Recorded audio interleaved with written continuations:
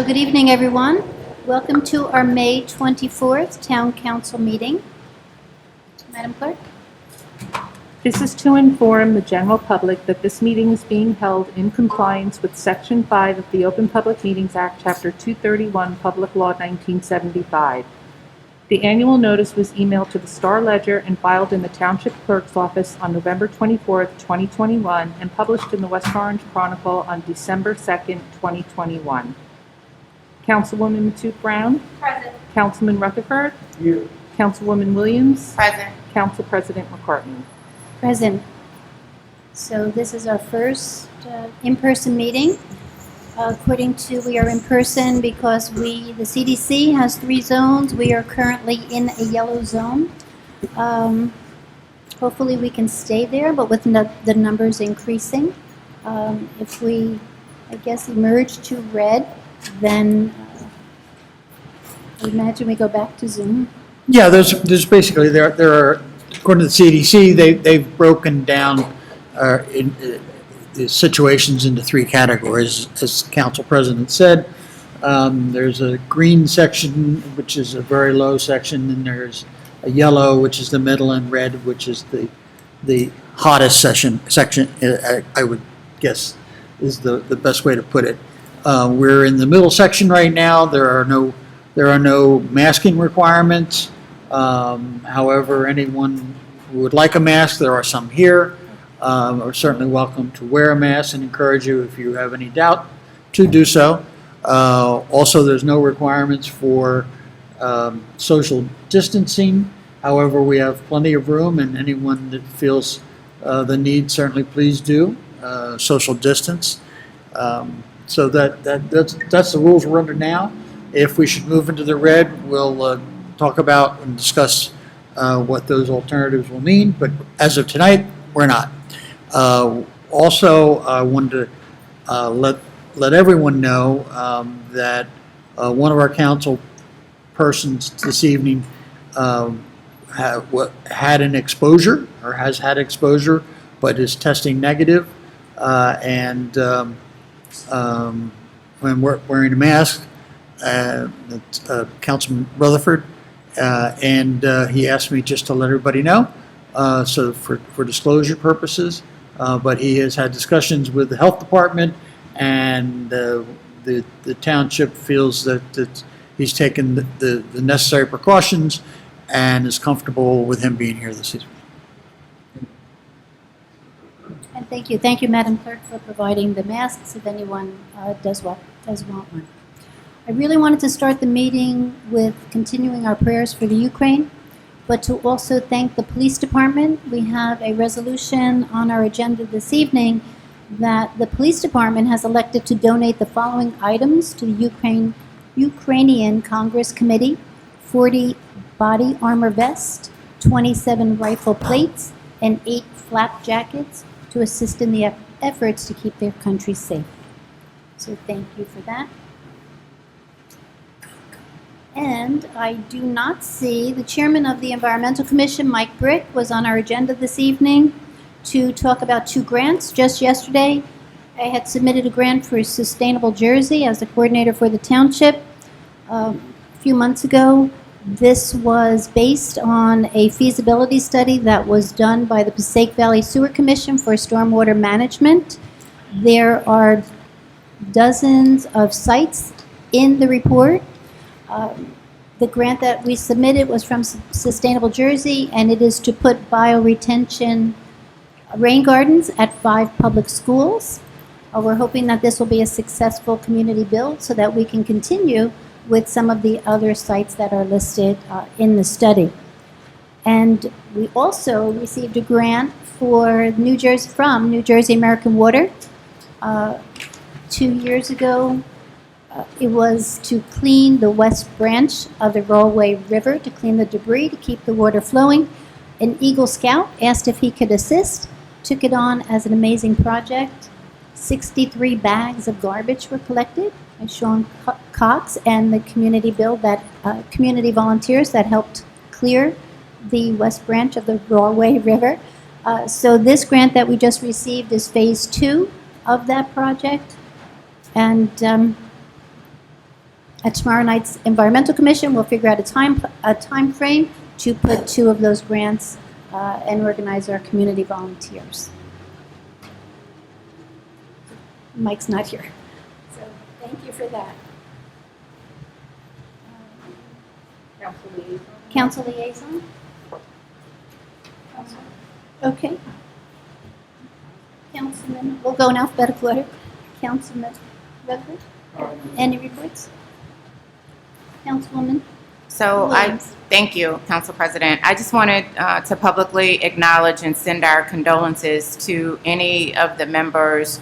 I do know specifically that a member of West Orange has an affiliation with one of the victims of the Buffalo Massacre. So on behalf of the Township of West Orange, I do want to extend our condolences to all those impacted by the shooting in Buffalo. We need to continue to pray for peace in all communities and to stop the hatred. Love will and can conquer all. So just wanted to make sure we recognize that unfortunate event and pray for continued peace. The Love and Unity Festival was held over the weekend. So shout out to Carl Brister, the Human Relations Commission for their support, the West Orange Police Department for participating in their first scholarship bike ride, which I understand was very successful, very well attended. So kudos for Carl Brister and Company Music Village, continuing to promote love and unity throughout West Orange and beyond. That bike ride also was a partnership with the Orange Police Department, and if I'm not mistaken, members of Montclair also participated as well. Also wanted to acknowledge that we've had 2 flag raisings since our last council meeting. We had the Israel flag raising as well as the Haitian flag raising.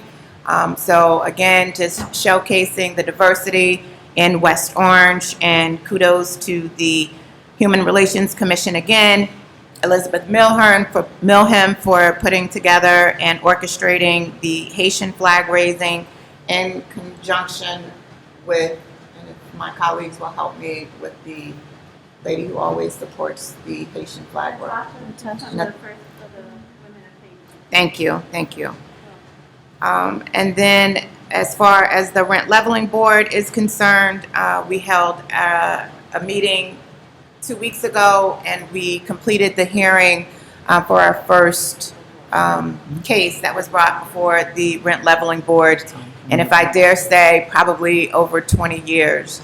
So it was a labor of love for the members who serve on that commission, a tremendous amount of patience and understanding, research and due diligence, making sure that they will be fair, or that they would be fair. And I just want to commend all the volunteers on the rent leveling board for their service. It was a task that requires a tremendous amount of commitment and equity in our community. So I appreciate their continued service. I think that's all I have. Council President. Thank you. Thank you very much, and thank you for mentioning the Love and Unity Tour. I was there on behalf as a volunteer of the Community Emergency Response Team, handing out water, bottles of water, because it was 88 degrees, if you recall, on Saturday. Wonderful array of vendors that were there. Nice event. And then we don't have on the agenda Juneteenth, and we can certainly wait until I can just ask for a statement when we get to the actual agenda. Councilwoman, what's it? Well, I was just going to ask if you wanted to acknowledge Hunterdon for the 14 children that were murdered today at an elementary school.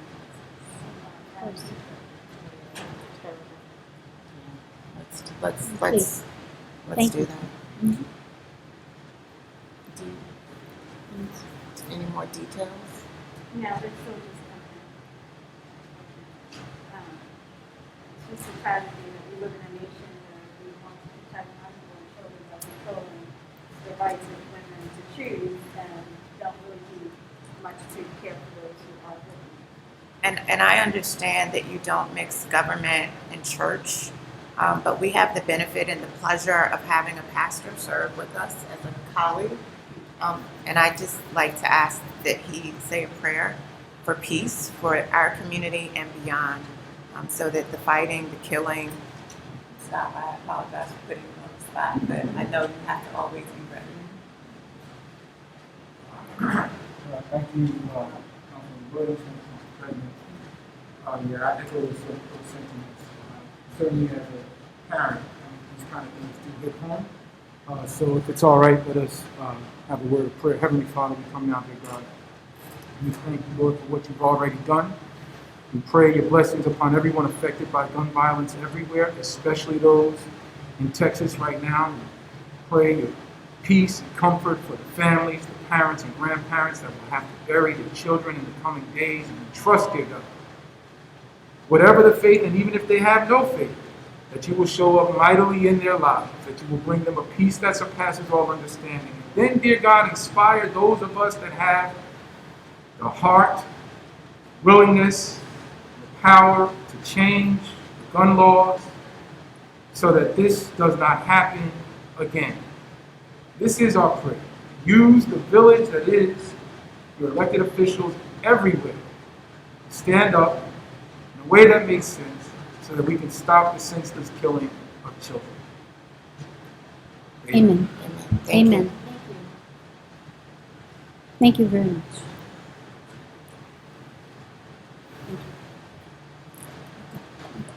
And then to go back to council liaison announcements after that, I do hope that we can find some resolution to help support this gun violence. We tried a few years ago. We need to continue on that path.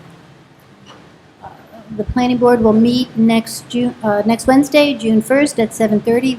Those meetings are on Zoom. Councilwoman Williams just mentioned the Juneteenth event. I'm very pleased to hear that Luna Stage will be participating in the Juneteenth event. It will be a weekend-long celebration. We'll have more details on that. At Luna Stage, they will show a film. So that, and that would be followed by the West Orange Arts Center right next door, an exhibit that starts on June 4th by Dwight Carter, Anthony Gartman, Glendora Simonson, and Gabriel Smith. But there are events at the library, at Rock Spring, fireworks. Look out for the calendar of events. Good news at the Rena House, we're waiting for bids to come in to upgrade the outdoor patio and furniture. Residents are long waiting for that. And as I mentioned before, the West Orange Environmental Center will meet tomorrow evening. That is on Zoom, and we will discuss the time frame for the 2 grants that the township was just awarded. Thank you. And our colleague, Michelle Castellino, is stuck on the runway in Newark Airport, so if I keep checking my phone, she's sending me texts to see what her progress is. I know that she would talk about the street fair on June 4th, Edison Day Street Fair. Please check downtownwo.com for more information about that. That was 2 years coming also. Many vendors, and it's Edison Day, free access to the Thomas Edison National Historic Park. And calendars are already out for the West Orange Summer 2022 from OSPAC and the Recreation Department. So please check westorange.org and OSPAC for the calendar of events starting May 28th, going right into October. Madam Clerk.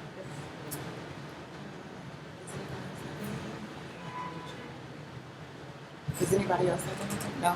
I just wanted to acknowledge that the Economic Development Commission held a meeting on the 17th of May. Very brief meeting, but extremely informational. We talked about the highlights going on at Essex Green, just so that the public supports our continued business development. Five Guys has opened at Essex Green, so for those who love burgers and fries, please patronize that business. They are midway complete and hope to be complete by early summer with their exterior renovations. 75% of their lighting has already been changed out. LED lighting was in their proposal. Certainly, we know Starbucks opened a couple months ago, and the facade portion by the Panera Bread is almost complete. We do know that there's development at Executive Drive in the rear. Infrastructure development is going on there. And then, of course, we also brought to attention of those who were interested that the bowling alley project right beside the Chit Chat was not approved by the zoning board. So that there will be no storage facility going in that space. We talked about cannabis updates. We know that 2 licensees were received letters of support, and then 2 micro businesses also received letters of support, and all of those have been distributed to those entities, and we're waiting for state approvals. Madam? That state approval, the CRC did meet this afternoon, and the applications that they processed, that you'll see that they listed today, those were for applications that were pending since prior to March 15th. So the ones that we sent letters of support for will be heard, sorry, I know it's the mask, will be heard in June.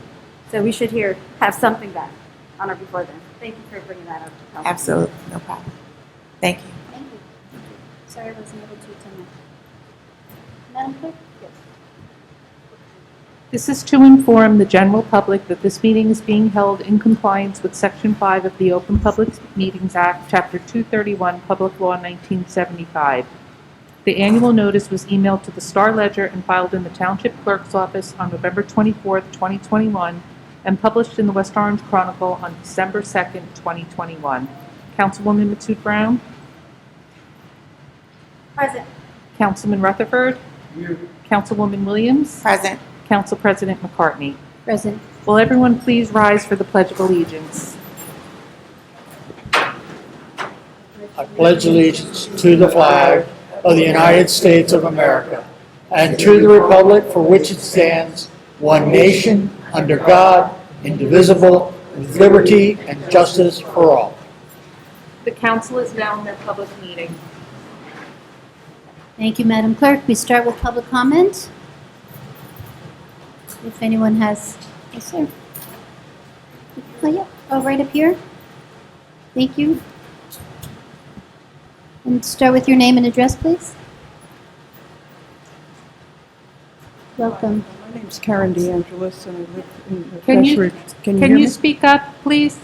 Thank Karen you. Can you hear me now? Yes. Karen DeAngelis, I live in Crestridge Apartments, and I'm here on behalf of our Green West Orange. I wrote a letter to the mayor and the council last Monday. I have not gotten any response back. And what I wrote about was that I live facing the rocks, and I've lived here for 16 years. And my car's been damaged by the falling rocks 3 times, and a tree fell on my car also. So my concern at this time is if the land above the rocks, which is a forest, and there are homes up there, if it's developed, that with whatever might go on up there, that those rocks are going to come down. And also the forest seems to hold back some of the water. What happens now, because I park, I live all the way on the top.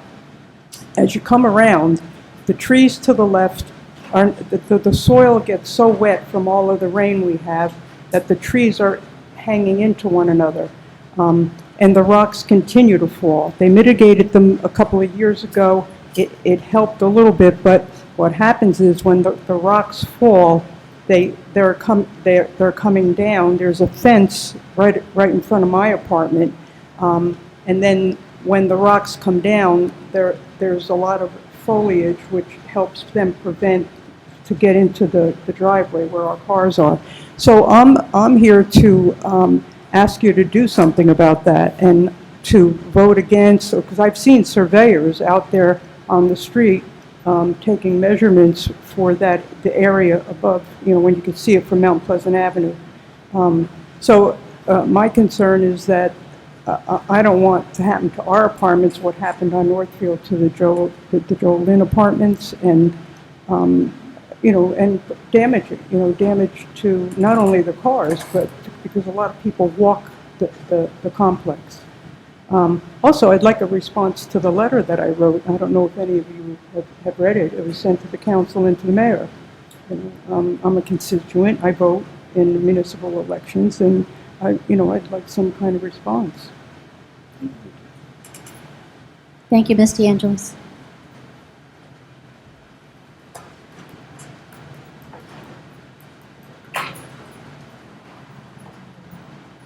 Yes, sir. I'm sorry.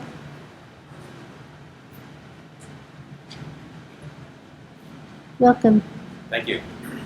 My name is Bill Slazak, and I live in 14 Brewery Terrace in West Orange. My wife Ricky and I have lived in West Orange since 1979. We're actually old timers now. Our 3 children all attended West Orange public schools, where they received an excellent education. One of the things that attracted us to this town is the ethnic and racial diversity. And I'm actually happy to see that it's finally reflected in the council with 4 women and 1 African American male. But I'm here tonight to ask that the township join the reparations conversation and endorse a resolution in support of A938 S386, establishing a reparations task force in New Jersey. Trenton, Newark, Montclair, Plainfield, Maplewood, South Orange, Essex County, Mercer County, and Jersey City have each passed resolutions in support of this important legislation.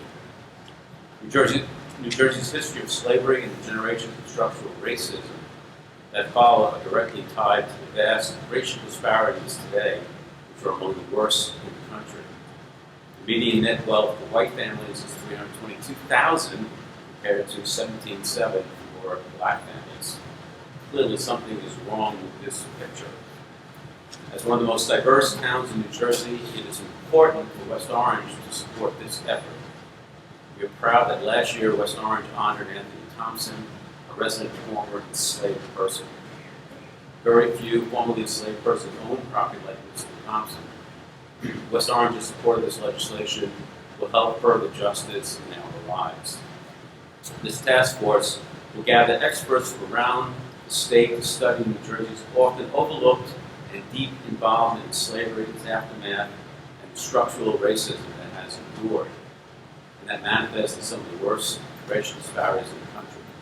The task force will recommend strategic and achievable policies that invest in our communities. We have a responsibility to honor Ms. Thompson's legacy by trying to figure out how to bridge this gap and help eliminate the racial disparities in wealth. I'm part of a multiracial and multi-faith Say the Word reparations campaign led by the New Jersey Institute for Social Justice that calls for a reparations task force throughout New Jersey. Lieutenant Governor Sheila Oliver has said that this conversation has to be about reparations. In closing, I ask that the West Orange Township Council endorse the resolution supporting the reparations task force bill and pass it as soon as possible. Thank you. Thank you. Thank you, sir.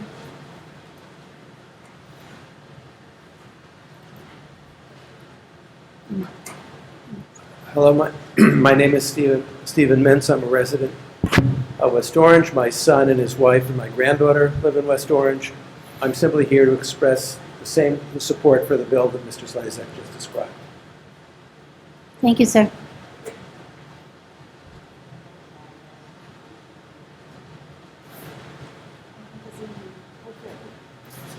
Good evening. Good My name is evening. Benjamin Kleinberg. I'm a resident, along with Karen, at the Crest Ridge apartment complex on Northfield Avenue.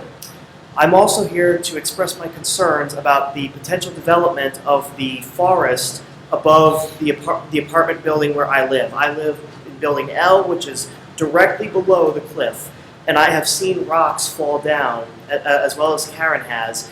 And I've also seen surveyors up there, and I wrote a letter to the township.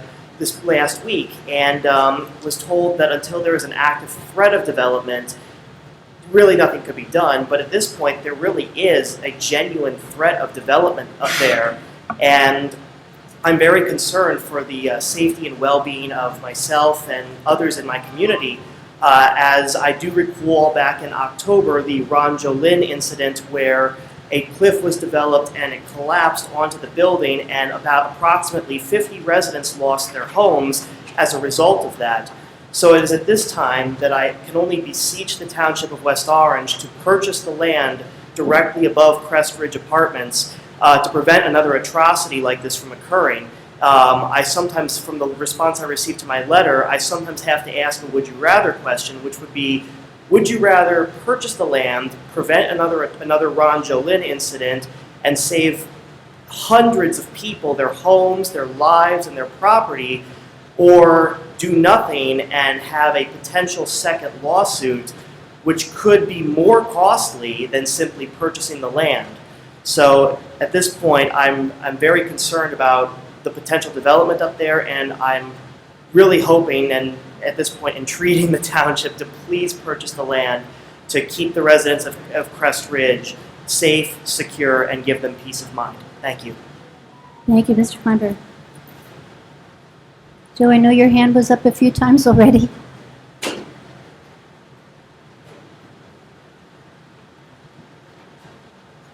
you, Council President.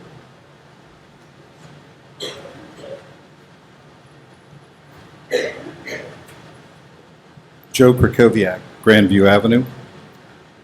I have best health wishes to Councilman Rutherford, and I also speak with all of us in mourning and prayer for the horrific evil in the school in Texas. And while many are going to argue about some of the solutions to this problem, I think we can all mostly agree to try to harden every school in the nation to reduce the chances that this happens again. I salute the council for coming back to chambers, but I urge reconsideration and continuance with Zoom to maximize transparency and access to residents. I'm following up with my public comment questions and requests from several previous meetings. I hope you see that I once again am sending my written draft of remarks to council members ahead of time due to multiple requests in hopes that it will help you respond. I've detailed 2 apparent violations of the State Open Public Meetings Act, and the 4 council members involved, however, inadvertently appeared to confirm the violations and their individual roles in them. The 5th council member dismissed my request to investigate these apparent violations and to determine whether other violations existed. This activity would appear to violate the terms of a settlement the township reached several years ago with the ACLU. I thought the responses from various council members in previous meetings indicated a less than full respect for both transparency and complying with this state law. And you can watch the last meeting, council meeting video to decide for yourself. I do not recall a response from the town attorney, although I'm still interested in hearing it. My questions. Given that each of you take an oath to obey state law, how do you determine which state laws you will follow and enforce and which ones you will not? Are there any other state laws that you will not follow? I asked Council President McCartney, who participated in the apparent violation in her position as the council representative on the planning board, who gave the board legal advice on compliance, since the agenda made clear someone was aware of the law. I ask again to know who gave the planning board legal advice on this issue and what was that advice. I've spoken about the township and council informing residents when it is a party to litigation. I pointed out lawsuits were public record and no danger to the township's legal position to so inform residents. Mr. Trank, the township attorney, appeared to me to be amenable to this. He told the council he would do what it wanted.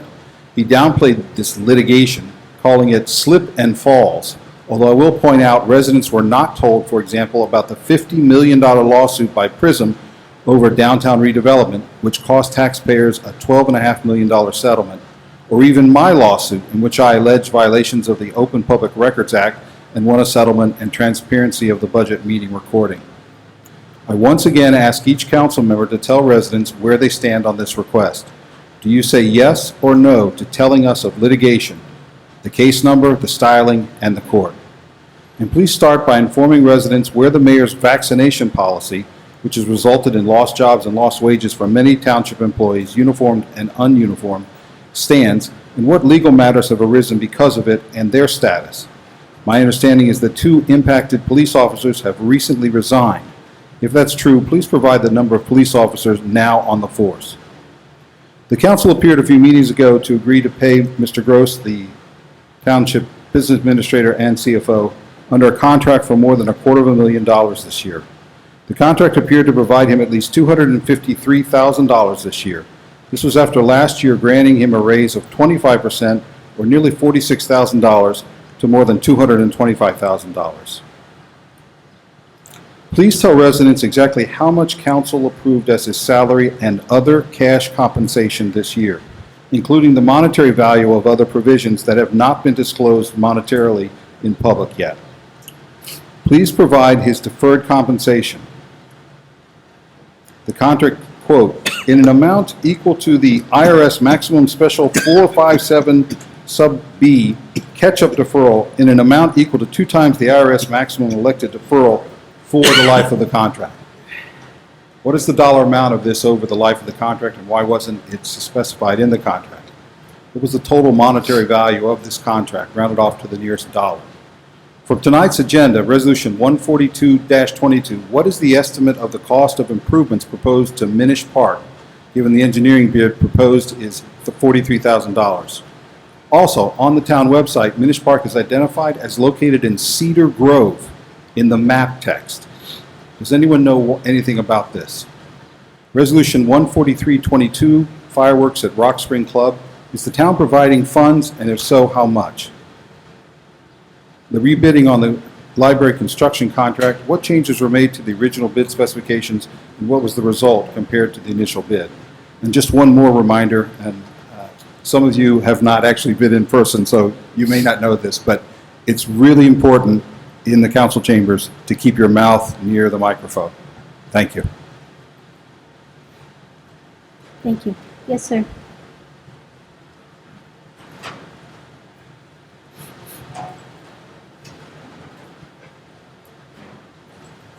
Good evening, welcome. Good evening. Ron Charles, 25 Colonial Woods Drive. I have 4 comments. Resolution 132-22 is for the grant submission on behalf of the West Orange Municipal Alliance. I guess my question is, has there been a plan determined on how the funds are going to be used? Has there been a targeted cohort in town? And second question to that resolution is, were the township grant writers, Millennium Strategies, involved in writing that and with the Alliance? Resolution 133-22, the donation of police equipment to the Ukraine. Is the equipment expired equipment? Is it new equipment?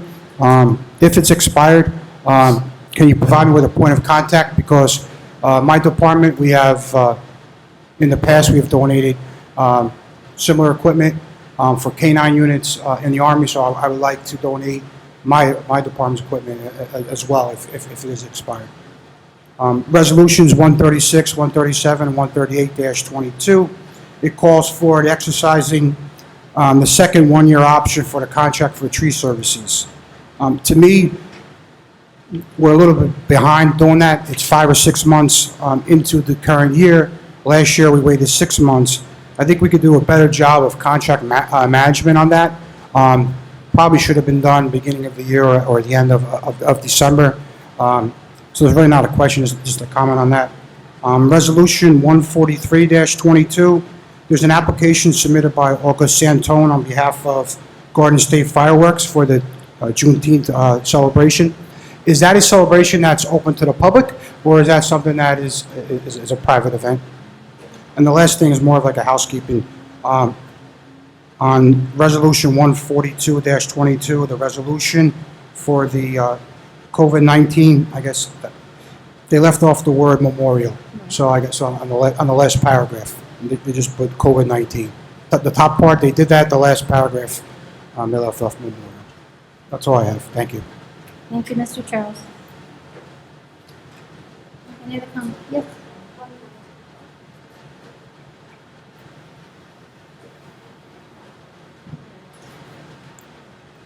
Welcome. Please state your name and address.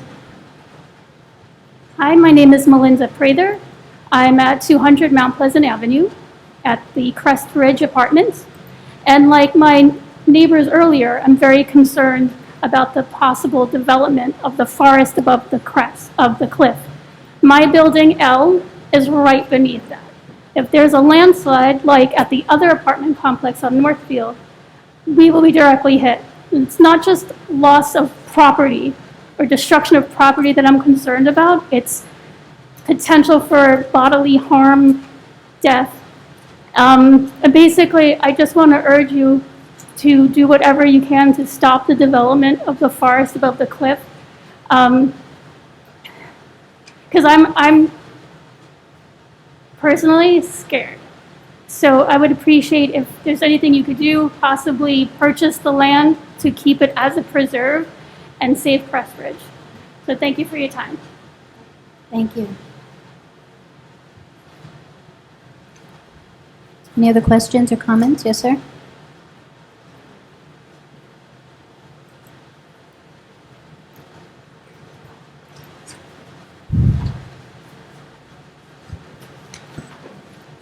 Good evening, Council President, members of the Council. Kevin Malanga, 57 Ridge Road. In January, I submitted an Open Public Records Act request to the Township for the performance bond and related correspondence for the Colonial Woods housing project in West Orange. I received notice of several extensions, then ultimately I received information that such a performance bond was not available through this request without an explanation. At the last council meeting, two council meetings ago, Len Lepore indicated that there was a bond.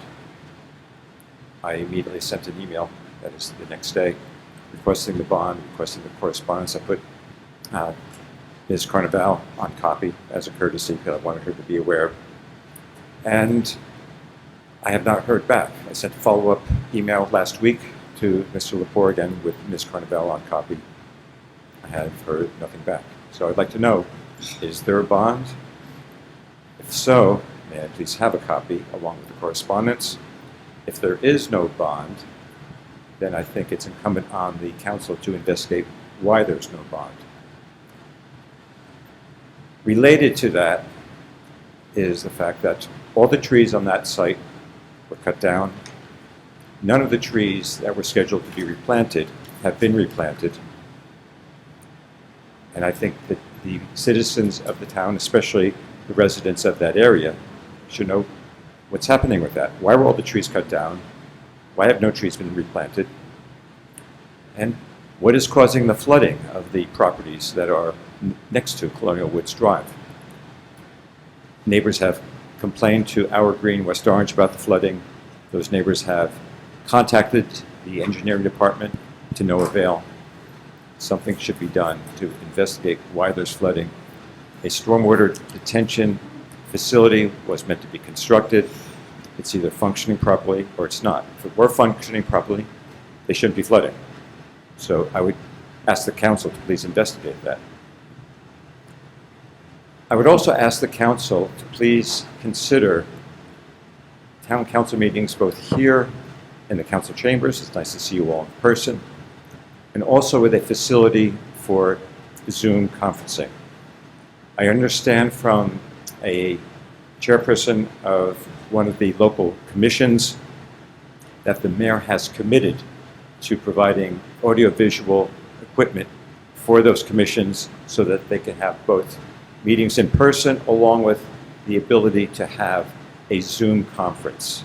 So if the mayor has committed to that type of provision for those commissions, it would be recommended the council to have the same provision for council meetings.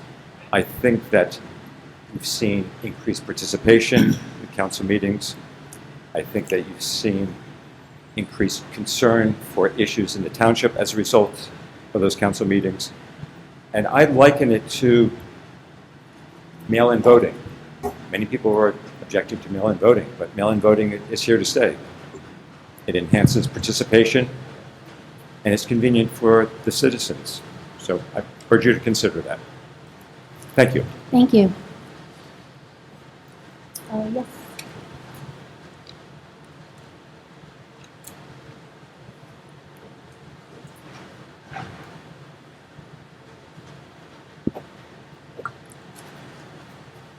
Good evening, council members. Joyce Rudin, Woodland Avenue.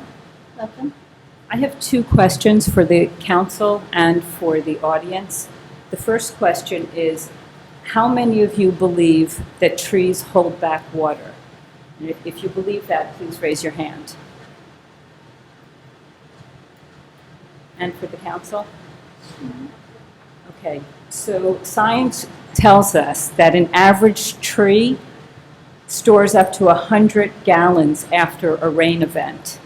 So knowing that trees hold so much water, I just urge you to move quicker on purchasing the Mount Prospect Forest and to avoid a recurrence of the Ron Jolin incident. It was really tragic that all of those families lost their home. Many of them are still in limbo.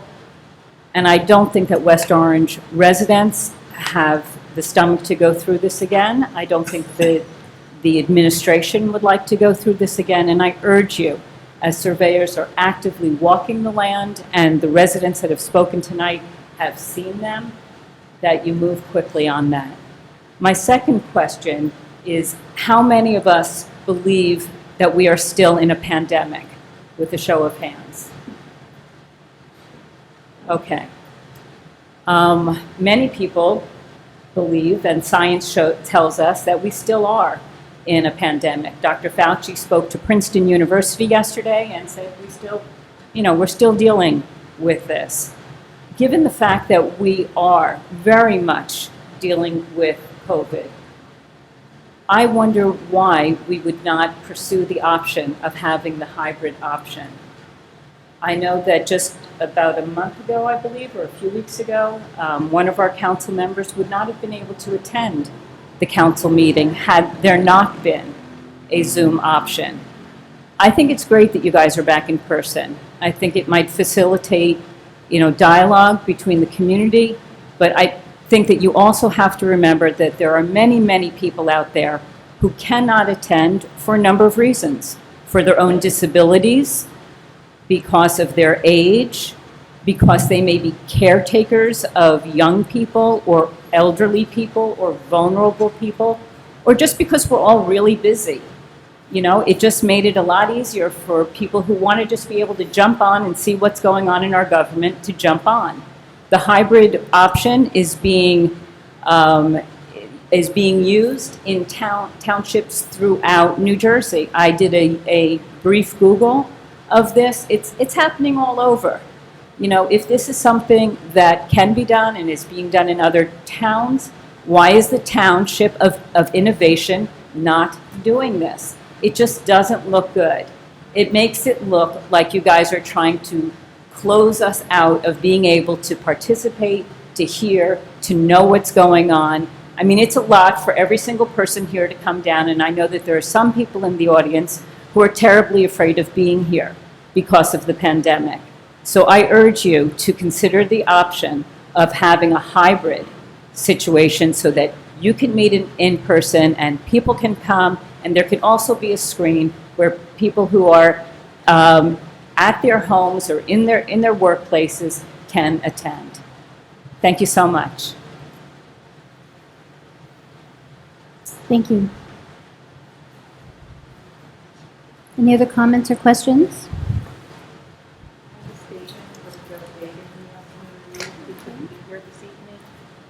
This is from our Public Information Officer, Joe Fagan. Tonight's council meeting marks an important step forward in returning our lives to normal. I think many of us, including myself, are looking forward to being back in person. It is with deep regret, however, that circumstances prevent me from attending tonight's meeting. I am not going to burden Madam Clerk with reading my report in my absence, but I appreciate her reading just this brief statement. First, I want to thank and congratulate all council members for overcoming the many challenges it took during the virtual meetings and for their guidance and leadership in bringing us to tonight's meeting, which hopefully is a turning point moving forward. Second, I want to extend my deepest measure possible a very sincere welcome to council chambers to Councilman Rutherford and Councilwoman Williams.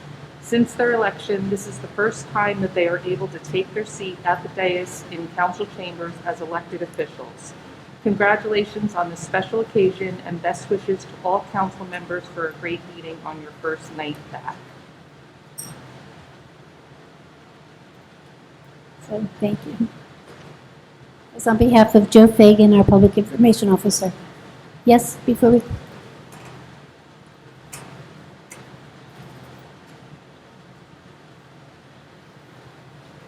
Good evening. Claire Silvestri, 20 Grandview Avenue.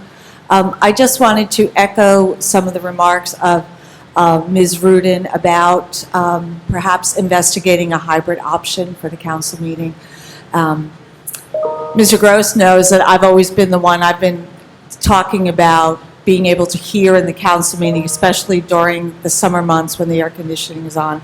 It's very difficult to hear, and there are also plenty of very interested residents who would love to be involved and share, but for various reasons, age, disability, whatever, their concerns about COVID have not been able to come. I too did a Google search and saw that there were a number of other municipalities in town in the state doing this, and I would strongly urge the council to at least try a trial, look into technology. There's a number of ways that we could do this, and at least give it a try. Okay? Thank you. Thank you. Any other comment or question before we close public comment? No? Okay, seeing none, we will close public comment. And I do appreciate everyone bringing their concerns and their questions. I do want to tell Ms. DeAngelis and Ben Kleinberg and Melinda, I'm sorry, I know I have your email. There were a few other residents that reached out. I was about to press send on my response to all of you, but on tonight's agenda, we do have for second reading our steep slope ordinance that is making amendments to our steep slope ordinance that addresses issues at the toe of any cliff. This ordinance has safeguards in place for any type of development at the top of the cliff. So we are not this evening discussing purchasing the property at this time, though I do have two appraisals with me, but they're dated 2018. So in my response to all of you, it talks about bonding would be necessary at this time to purchase that property. There are not enough funds right now in the Open Space and Recreation Trust Fund to purchase that, so we would have to continue to bond. And our budget hearing meeting is not until next Tuesday, May 31st. That's also in person here in council chambers. We can look at the hybrid Zoom conferencing. I have to tell you, I am very uncomfortable right now. I feel very close to my colleagues. I do have a mask on. I do believe that the pandemic is still on, and I do see the numbers rising. So, no offense to my colleagues, but this is, especially only a few meetings ago, our meetings went till 1 o'clock in the morning. There's very little social distancing here, and we're not really moving. To Claire's point about not being able to hear, now we have an air purifier in our midst to complicate matters as well. So yes, that is something that the council will discuss about doing a hybrid. I believe we were going to discuss doing a hybrid or Zoom conferencing to continue our meetings. So the people that came out from 200 Mount Pleasant, I understand your concerns. I do want to press send on my email to explain to you.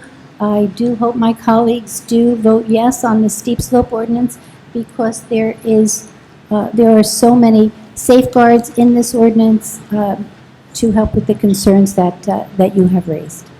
So I do not believe that we did not take action. I believe we did take action immediately to put these amendments in place. To Mr. Mintz and Mr. Slezak, thank you very much. I wanted to let you know also on your concerns about the task force. I did respond to someone that I did not see your email yet, but I wanted you to know that I did register for the New Jersey Institute for Social Justice when they had this conversation. Even during that webinar, when they grappled with defund the police, they also grappled with the words here. But my takeaway was that the playing field has never been level, and that this task force could address that. I do have a copy of a resolution that I can present to our council at our next council meeting, and I would support such a task force. What else? And Ron Charles raised a couple of issues here. Ron, interesting, that was one of my questions on the Municipal Alliance grant that I had, that there is a plan in place that was with the attorney that put that together and Laura Van Dyke. Of that, my question was congratulations on the grant and about creating the plan. I was just curious to know who would administer that plan. So that's one of the questions that will be raised, or one of the questions being raised. I am hoping that the police equipment is not expired, that what we're donating is usable equipment to Ukraine on the Resolution 133-22. And if you have additional equipment to send, I think that's wonderful. On the tree removal services, thank you for your comments on that. What was glaring to me, the fact that it's a tree removal service, because I immediately reached out to the engineers about where's our tree replacement plan. So that's what we are waiting to hear. I'm waiting to hear back on this tree removal service. This was really just to renew their contracts. And Juneteenth. So the Juneteenth, as Councilwoman Williams stated at the start of the meeting, that is open to the public, and it is a weekend starting on Thursday, Friday, Saturday at the Arts Council. Sunday, we're taking a little bit of a reprieve on Sunday because it's Father's Day, but at the last West Orange Women's Club meeting, the West Orange African Heritage Organization, they think they're planning some type of outing for Sunday. That has not materialized yet, but that's what was presented. And then Monday is the actual holiday where that would be the flag raising. And there's, I'm sorry, flag raising on Thursday, Monday, economic, so we're going to talk about that. Councilwoman Williams is chairing that, and I was really pleased to see how it has all served on that committee. I was just really pleased to see how it all came together. And she has invited so many of our township organizations and volunteers to participate, and everyone is doing just that. There's also the Nubian quilts, which I always like to see at the West Orange Library. So there are many participants. Let's see. And Joe, Joe Krakowiak, I agree. There is evil in Buffalo and Texas, and hopefully we can just strengthen what we can do on gun violence, on what we can do locally. You asked about the executive session at the planning board. I did not get a response. That planning board attorney, I don't have an answer for that. What I recall from our last meeting when you had asked about the litigation, that litigation is publicly noticed. I think that's why we were not very posted, because it is publicly noticed. Um, and John Gross's contract was already voted on. Mr. Malenga, I'm sorry Mr. Lepore is not here this evening, but what I recall from that meeting was that there is in fact a performance bond. I'm not sure why it has not materialized, but what I do recall Mr. Lepore saying was that the work is not complete. So there's still issues that have to be resolved, many that you have raised, and I'm sorry he's not here to address that specifically. I do know that I did speak to Mr. Lepore this afternoon, and I know that he was having a conference call with Mr. Gross. So if Mr. Gross, you have anything to add to that on the performance bond? Yeah, that would be helpful? I think I can clear up the confusion on that. The Oprah request was for a performance bond, and the response is accurate. There is no performance bond because the developer opted to place a cash escrow as an alternative. So, Oprah requests being what they are, question asked, and there's an answer because it was not a bond, but there is over $100,000 in a cash escrow to pay for any of the expenses for trees and/or the overlay that at the end of the project. So once it's completed, and it's actually two-step process. There's two areas. So there's a second area that they're going to post either a bond or a cash escrow for the second area as well. So once the project comes to completion, there will be sufficient funds to ensure that if there's work that is not done by the developer, that the township will have the funds to do that.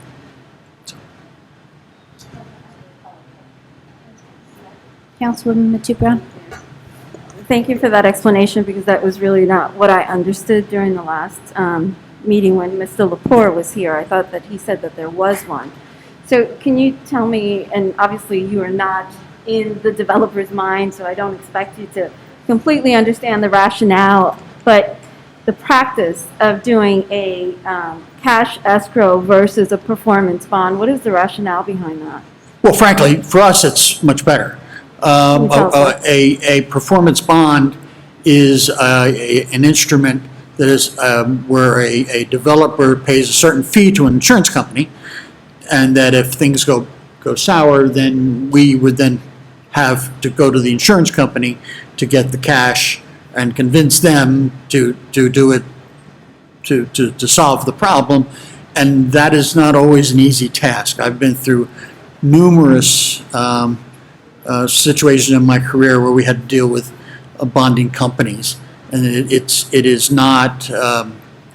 rarely exactly what you think it should be.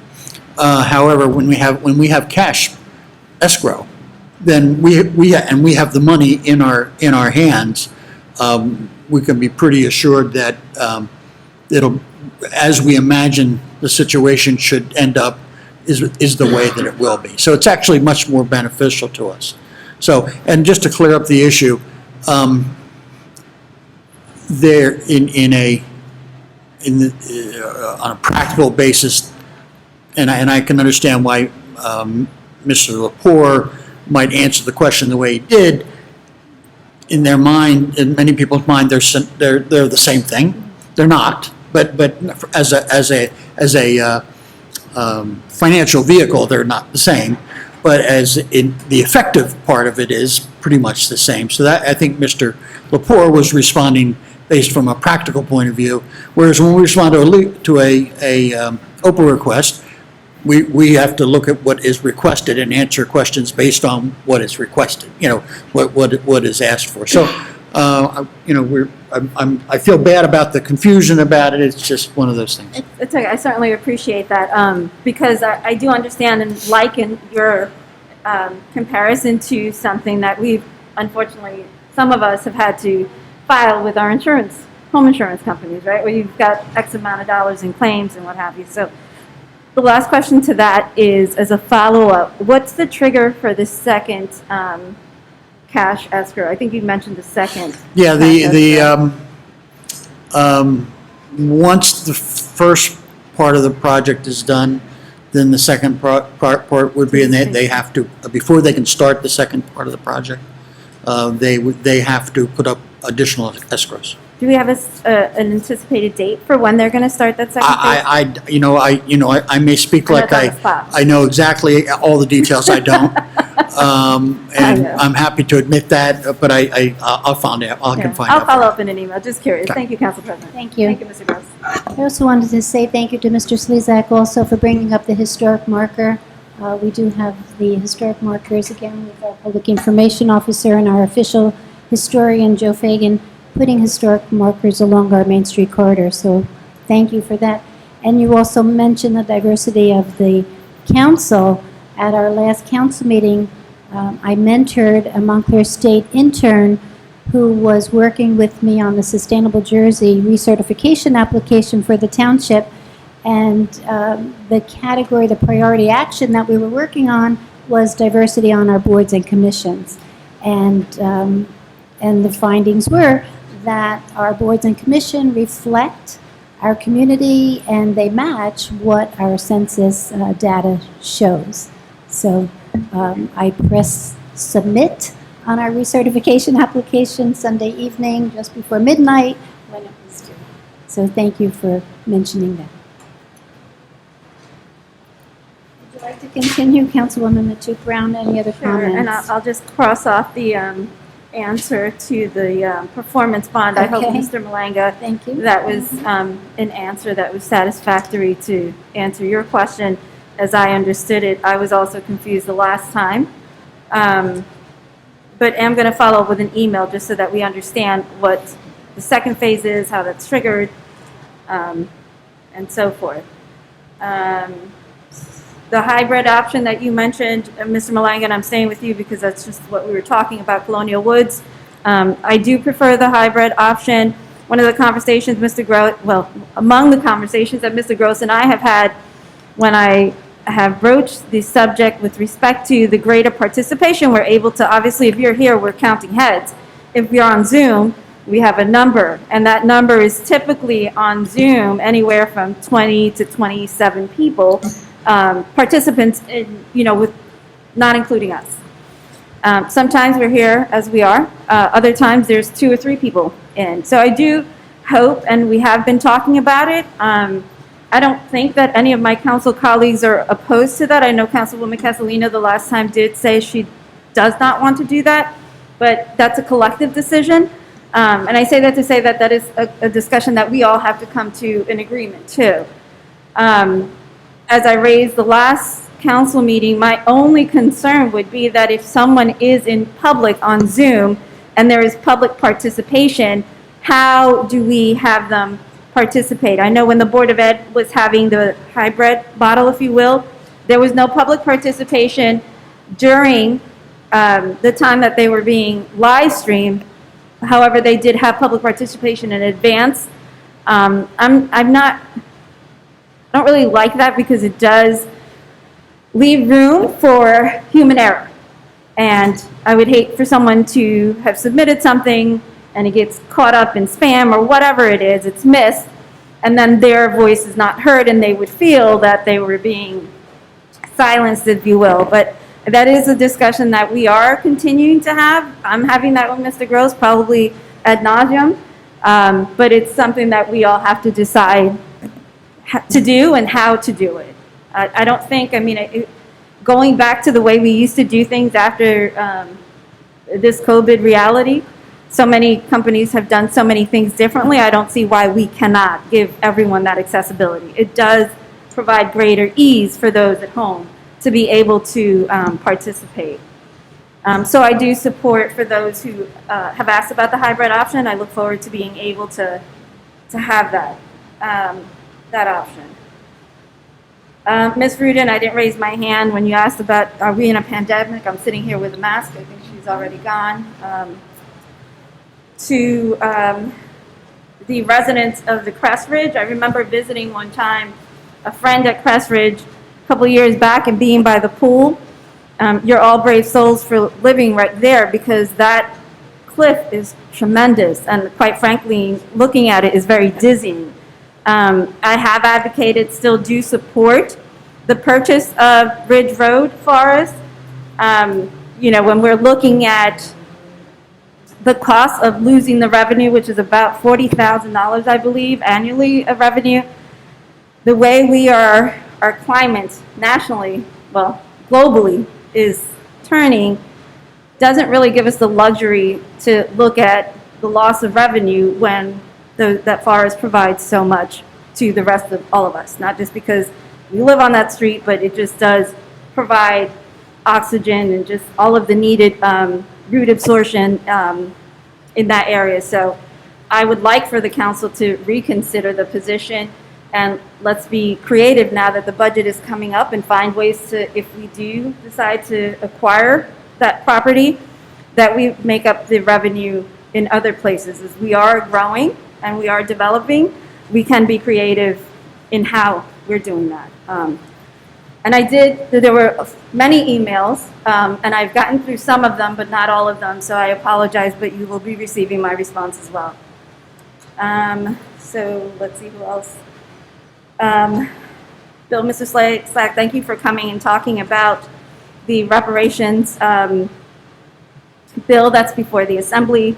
I have been in communication with some of our residents who are also working collectively to bring this to the attention of the public. I think it is important to have a task force to investigate how we can mitigate the unfortunate wealth gap that was created as a result of systemic racist structures, which unfortunately are still prevalent today. So I am very supportive of that. I look forward to when the council president does put that in the agenda so that we can encourage our legislatures to support that as well.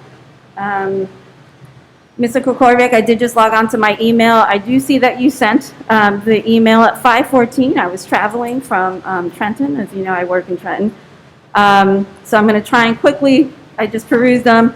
Number one, the Open Public Meetings Act. I have responded to that. I acknowledged that as soon as I felt that there was a violation, I excused myself from the panel, and that was immediately remedied. I can't speak to any planning board activities since I was not in attendance there.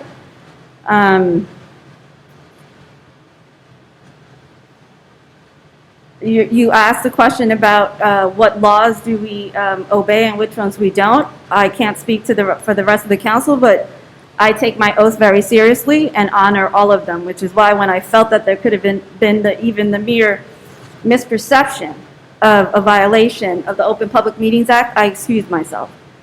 Are there any other state laws that you will not follow? Every now and again, unfortunately, as we all do, I speed. So that's being completely honest.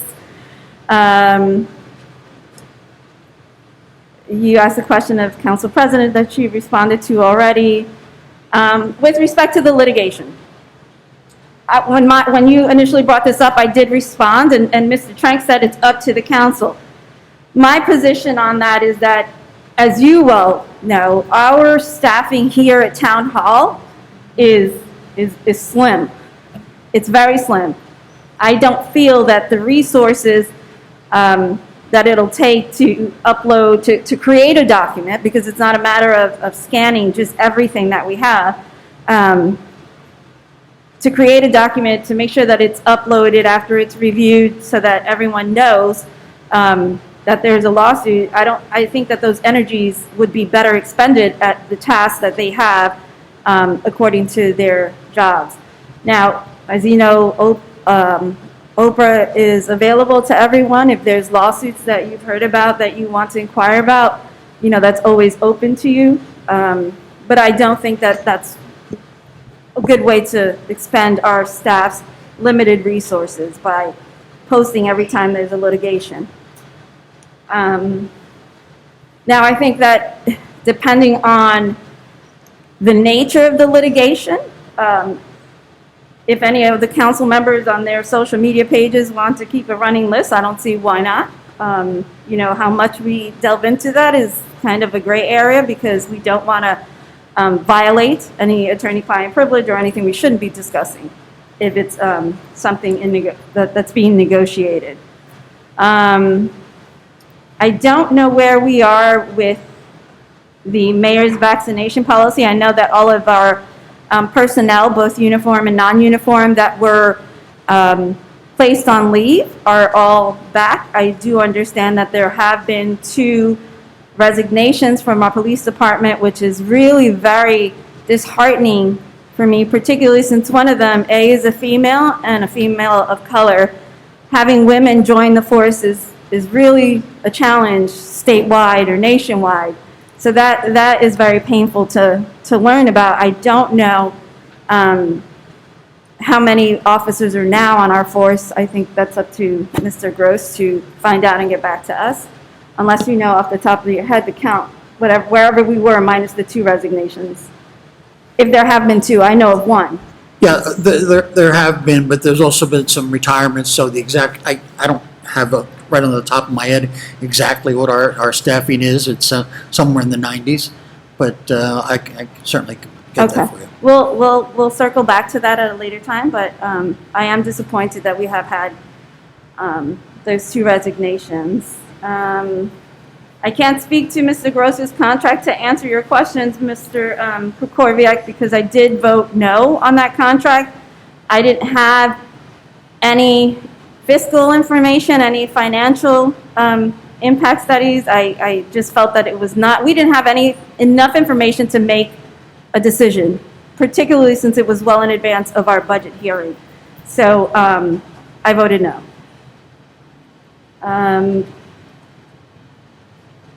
The other question you asked had to do with the same. I voted no. The estimate of the cost of the improvements for Minish Park, do we have that, or is that a Mr. Lepore? Yeah, no, between 500,000 and 600,000. It's estimated to be. It's estimated at that. And do you know, well, they're probably in here, so I'll look. And is part of it Cedar Grove owned? He said that the Cedar Grove, part of the map text. I'm not sure exactly what this, but we'll look into that and find out if there's something that's being misdirected. So. I would promise that if it was Cedar Grove owned, we are not supporting something that is. Oh, I'm sorry. It's not Cedar Grove owned. I thought your question was. He was asking because the map shows that it's that it's located in Cedar Grove or identified. Again, I don't know exactly what we're talking about on that, but I suspect this is a GIS issue that we'll try to resolve. I hope that answered your question, Mr. Kukorviak. 143, is there costs associated with the fireworks? I was going to pull that as well. The township is not paying for the fireworks. Okay. Thank you. Township is not paying for the fireworks, Mr. Kukorviak, that was your question. Rebidding the library construction contract, what changes are made? I'm not familiar with all of the changes. I know we did discuss this when Mr. Lepore was on last week. Mr. Gross, if you can. The actual bid specs are, were broken up into an original and a ad alternate. The total amount is about $25,000 less than our first go-round. 25. Thank you. Mr. Kukorviak, I hope that answers the question. I try to briefly go through your email because I know we constantly ask you to email them. We were all either commuting or at work when you emailed them, so I went through them quickly for you. Mr. Charles, I think Council President already addressed the police equipment. Mr.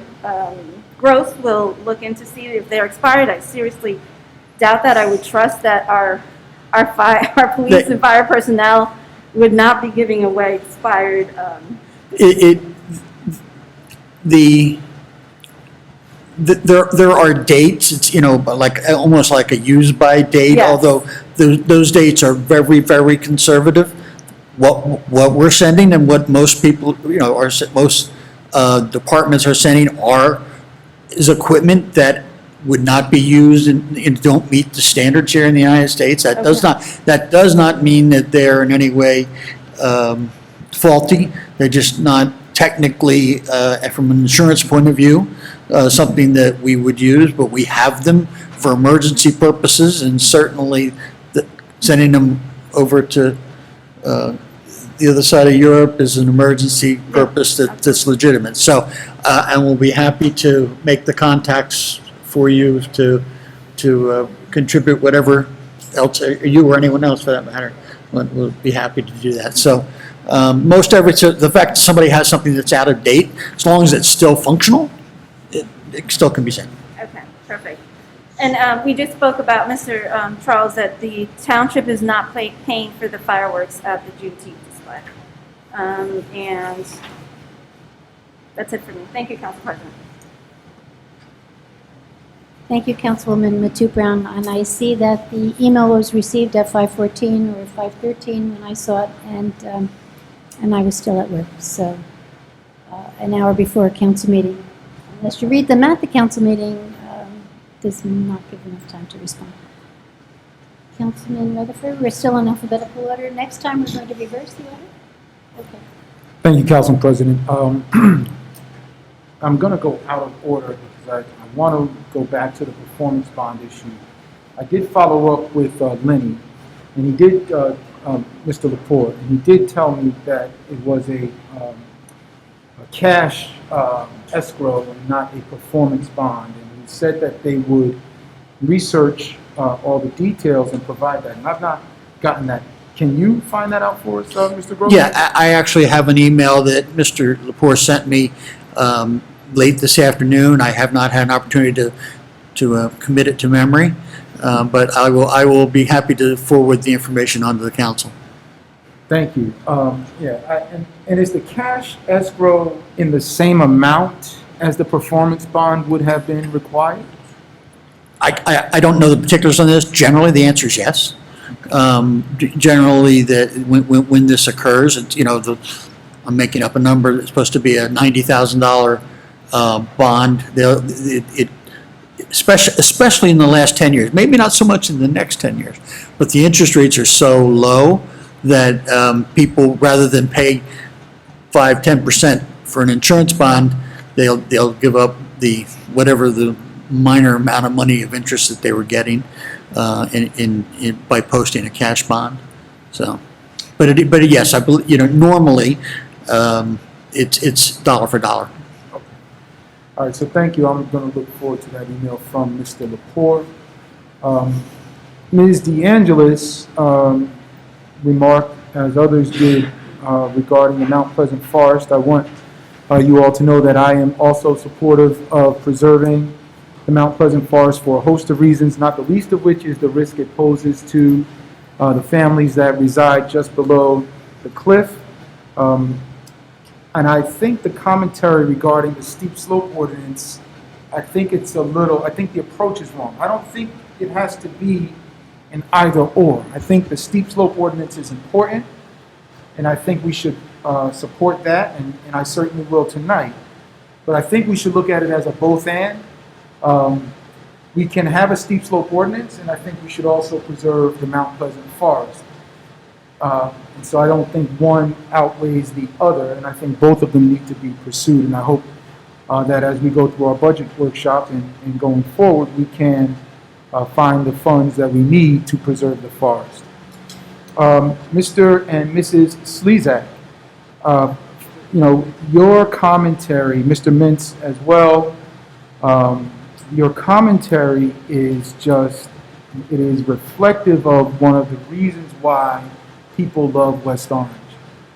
It is important in an issue like that people from every background raise their voices, because it is a very charged issue. It generally, people feel like when you talk about that reparations, that it means something will be taken from someone and given to someone else, and that's really not what it means at all. So I want to thank you for having the courage and conviction to both email and show up in person and advocate for that. It is encouraging, not just to those of us that are in here tonight, but anybody that's going to watch it, and assuming we actually do pass a resolution of support, it will be encouraging to others as well outside of West Orange. So for all of you that have advocated for that position, I do thank you. I think it's a much-needed conversation, but it is also a very difficult one to have when there's so many charged emotions around it. So having folks explain it in the manner that you did, I think is exactly what's needed, so thank you. Mr. Kleiberg, your commentary also, you said something about how it would save lives and property. You asked the would you rather question. And, one life is enough to save. It is, and on days like today, and I don't know how you guys feel, but my energy's been off all day, partly because of what happened in Texas. I'm a parent of school-age children, partly because of what happened in Buffalo not long ago. Some things in my own life. We have a funeral tomorrow. We've had a series of them, and we're all coming out of COVID when people have been dying left and right. So these things can be triggering. So it is important that we not wait until the accident happens to act. And days like today make that painfully obvious. So again, I do support preserving the forest as well as having the steep slope ordinance. Mr. Charles, I want to thank you for your thoughtful questions. I think all of them have been answered with the exception of 13222, which was in regard to the targeted cohort. I just assumed it was high school age and perhaps middle age students, but perhaps I'm wrong. Do we have a targeted cohort for what is the age group? High school? Okay, so that is the answer, is high school students are the target. And Ms. Prather, she's not here, but her personal emotional appeal certainly did not go unnoticed.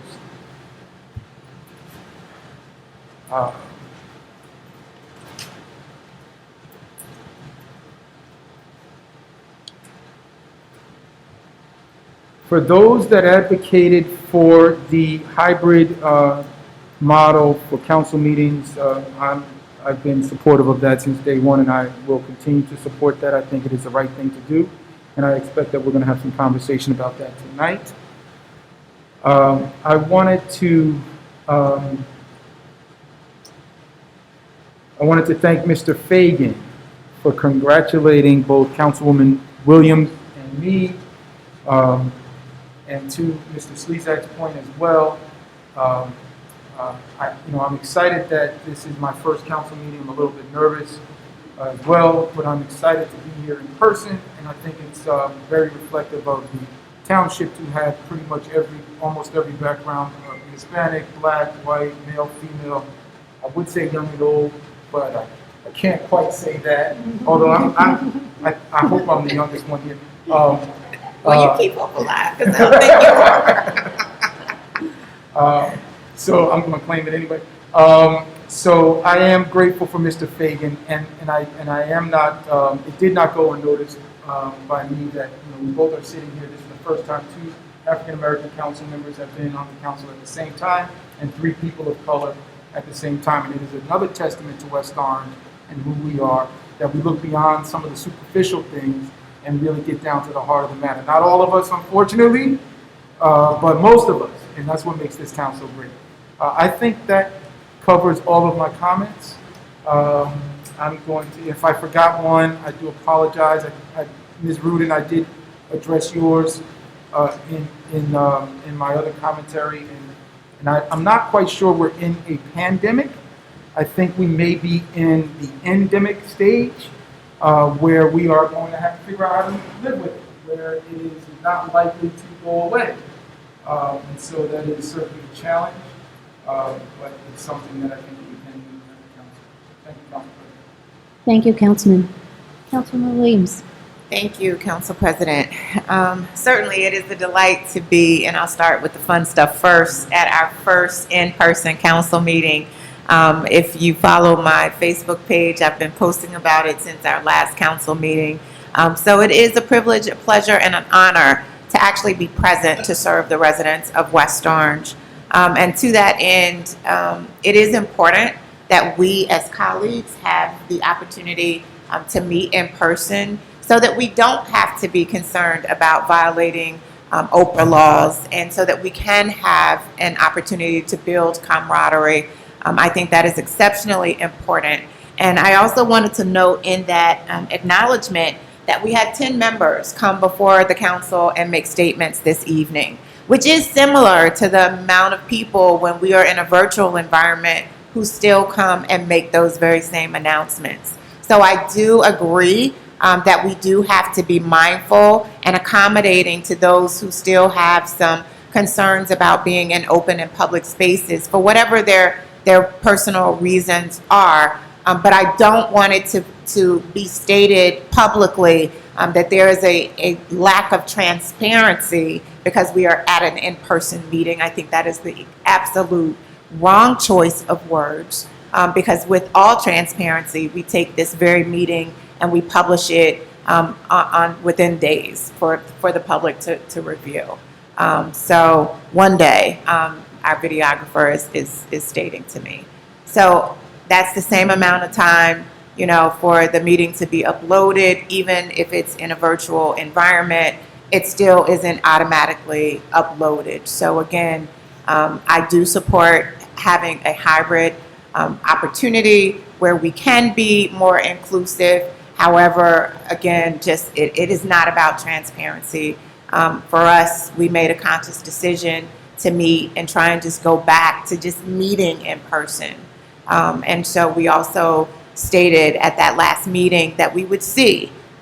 We would look at the audience, we would look at participation, and then we would put it on upcoming new business to discuss what we needed to do next. So I just want to be clear that I think we all are supportive of having access, broad access to the public, but transparency is not the right choice of words. Also, do want to make note to those who do live in the Crest Ridge apartments that we are very aware of some of the concerns that you all have exhibited. And I personally have stated that putting a for sale sign on property is not necessarily a trigger for me as an elected official to bond more money, whatever that price tag may be, at this particular time. The risk of development is real, but the purchase has to be actual, in my opinion. And certainly we can, as a body, look at what we think is most appropriate as we do have our budget hearings coming up next week. So again, thank you for your advocacy, for your diligence. Every life is important, and we do not want to have a repeat of anything that has happened in our community, but we do not have facts that the clearing of the forest or any of the land above was a direct cause of that landslide. So again, I just want information for the record to be clear. If and when that report comes back, we will release that report. And if it is found that there was any root cause other than the threat of just we had a disaster, we had a disaster. So if we can identify anything where we need to concern or preventative mechanisms, in addition to strengthening our steep slope ordinance, certainly this body of elected officials will be more than willing to do so. I will reserve Juneteenth comments until we get to the resolution, just in the expediency of time. Also, just wanted to make note that with Colonial Woods and a redevelopment project, that often some of those final landscaping pieces are not completed until the development is done. And I am clear that the Colonial Woods was done in phases, and they are completing the last phase of the development project. If I'm not mistaken, all the lots have now been sold. But I am very confident that the developer will indeed complete his responsibility. Certainly in development, there is always some unwanted runoff during the development process. But this developer has been extremely responsive to any requests and any concerns that this community has presented. I'm confident of that.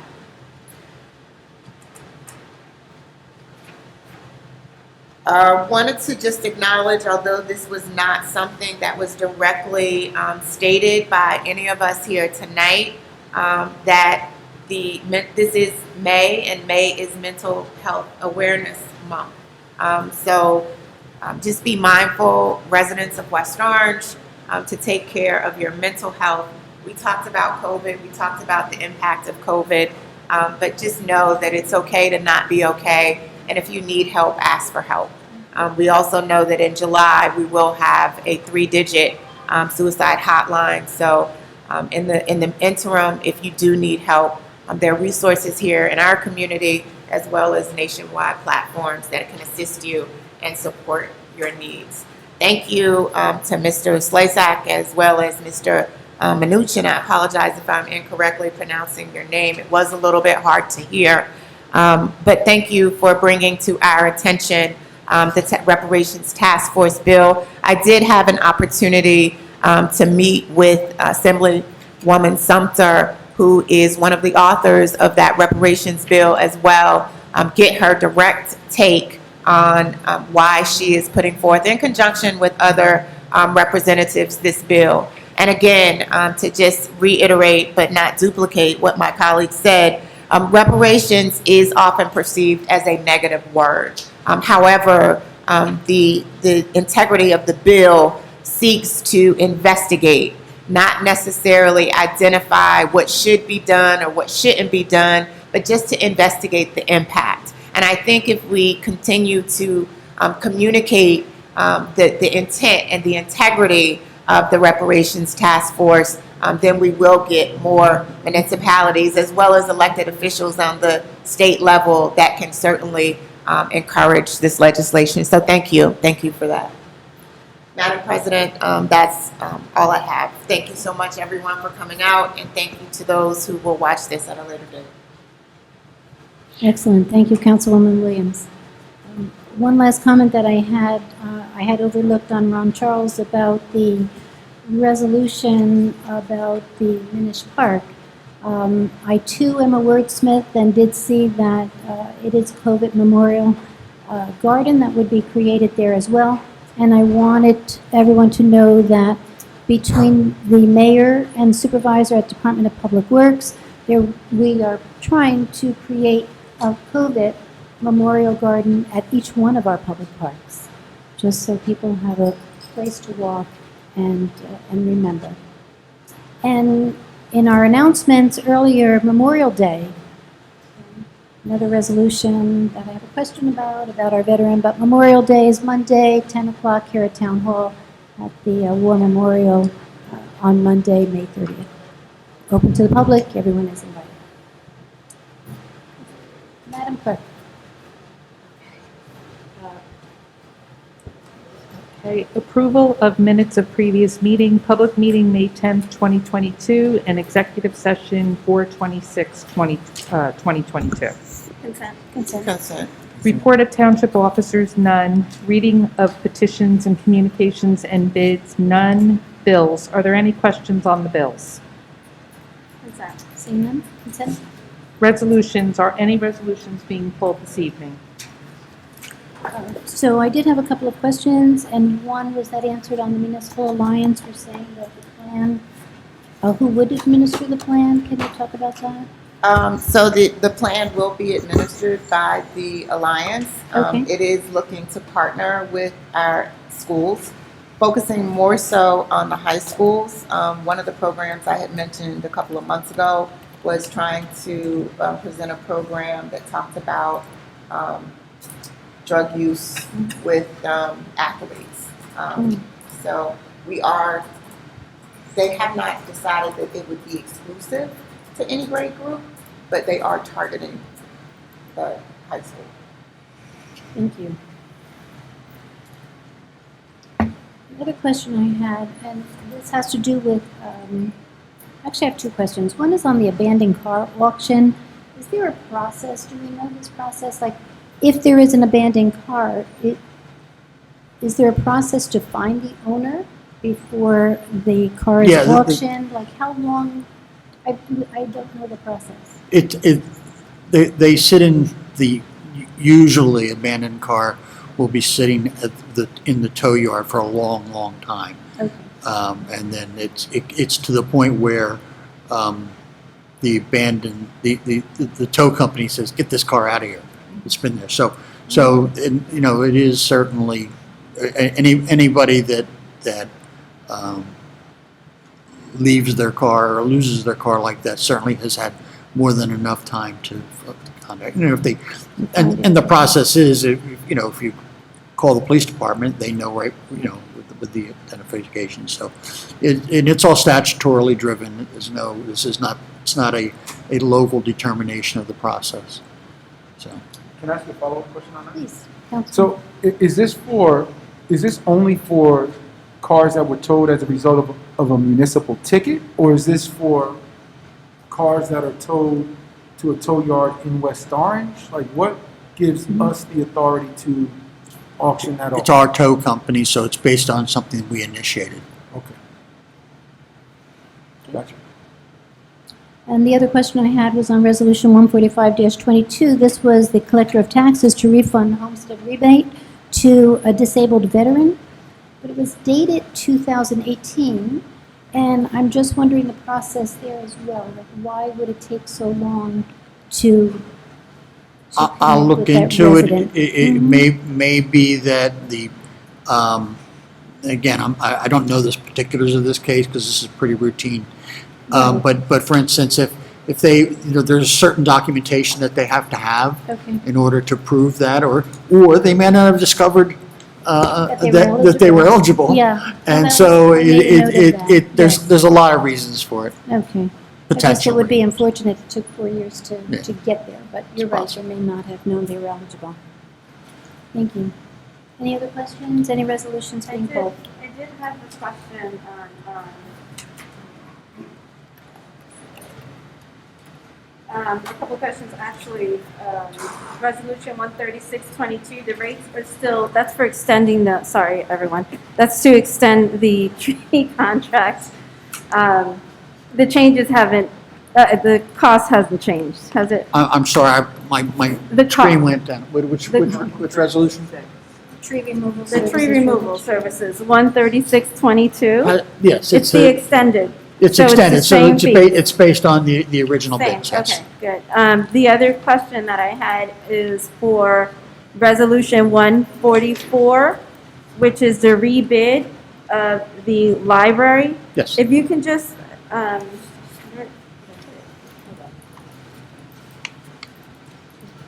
that's not 140, I'm sorry, that's 141. That's 141, everyone, I am sorry. And it's right here. Yes. So when we're looking at the, what was attached by Arcari and Iovino, the base bid versus the alternate bid. Now, these are just the rebids, correct? Where it says base bid, those are the rebids? This is the current bid package. The This is not, current- this has okay. nothing to do with the old. On the 26th of April, the council adopted a resolution declining all the other bids, so they're gone. Okay. They're not in here at all. All right, that answers that question. And then on, my last question is the, no, you already answered that one with the fireworks, never mind. Thank you. Thank you, Council President. I have a question, Council President, on 13822. All of my other questions have been asked and answered. 138, that's also tree removal services, Downs Tree. It is, and maybe it's a typo, but when it lists the tree sizes on the first page, 42 to 45 is $2,400, 46 to 52 is $2,800, and then 49 to 52 is $3,350. That doesn't make sense. Is that a typo? I don't know if it's a typo, we'll check it, but it's contractual, so whatever the actuals are, whatever, if you adopt this tonight to extend it, it's the same pricing that was in the original bid. But I'll clarify for you just to be sure and get an explanation. Yeah, because I mean, we've got two prices for the same size street. See that, I see 2,800 and 3,350. Correct. So 49 to 52 falls within the range of 46 to 52. So how would we decide which price to pay? I see, you see what he's saying? Yeah, I think you're right. I think that's probably a typo. Yeah, I'll check with that tomorrow. But the approval of this goes to whatever the actual bid was, so. Just a different tree size. Thank you. Thank you. That was, Can I have this? that was it for me. Yeah. Gentlemen, any questions, any resolutions being pulled? I just wanted to comment on, and I did have a question, if I may, drop some stuff, so getting my bearings back. Okay, that was answered on 136. On 139, the resolution authorizing the Township of West Orange to enter into a cooperative pricing agreement with Hunterdon County Educational Services Commission. I was just curious. This was a cooperative agreement with Hunterdon County. I was interested in how many other municipalities have also entered into this agreement. And I read through the resolution, but I was a little confused. Just wanted to make sure we can still do our own thing if we choose to. Yeah, we belong to probably a dozen or more co-ops, and the statutes allow the township to participate. Most of them are free. These are free. They don't cost us anything to join. There's a couple that do cost us. And by doing that, we get the benefit of their contract, their bid process. So the co-op spends the money on the administration of going through a bid process, and then hopefully gets better pricing and then passes that on. And it's all our decision as to whether we use them or not. We have many products that we have choices amongst co-ops of the same product, and we'll go to whichever one has the least expensive for us. So there's no cost to us to joining this, and no downside. It just gives us more options in order to try to save taxpayers dollars. Excellent, thank you so much. I kind of did a little bit of research. Didn't bother you to ask you about the co-op because I knew you had some other things going on today that were a little bit more important. But did just want to take an opportunity to make sure the public does understand the benefit of a co-op. Me being new, it wasn't just plain, so I thought maybe someone else would be concerned as well. And then to speak to the question regarding the fireworks are not being paid for by the municipality, and we do have a series of events for Juneteenth. So I think that answers all the questions. And under new business, I will go through the events for Juneteenth. Thank you, Council President. Is there a motion to approve the consent agenda? So moved. All in favor? Aye. Any opposed? The consent agenda is implemented. Excellent. And just so everyone knows, Councilwoman Castellino apologizes, but she will not be able to make the meeting this evening. Yeah. Still stuck. Yes. The text message is still stuck. Yeah. All right, so we have ordinances on second and final reading. This is the ordinance about the steep slope and natural features ordinance. Is there a motion to introduce on second reading? Is there a second? Second. Second. Councilwoman Matute Brown? Yes. Councilman Rutherford? Yes. Councilwoman Williams? Yes. Council President McCarthy? Yes. Now's the time for a public Yes, hearing. thank you. If anybody in the audience would like to make a public comment, please raise your hand.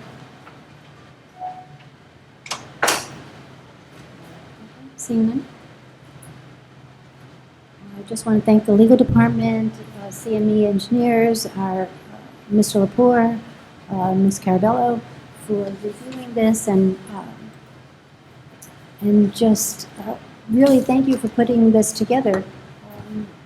It was presented as an idea when I sent it to the engineers, and they said, that is a brilliant idea. I'm not the engineer, but we're deeply concerned, especially this evening, listening to the residents.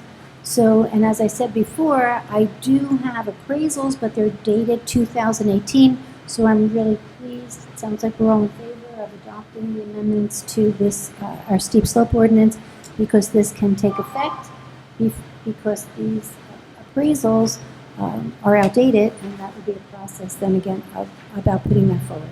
So there are plenty of safeguards in this ordinance as far as number of feet away from a cliff, depending on the slope of a cliff, and it's not just for the property on Ridge Road. This would be town-wide.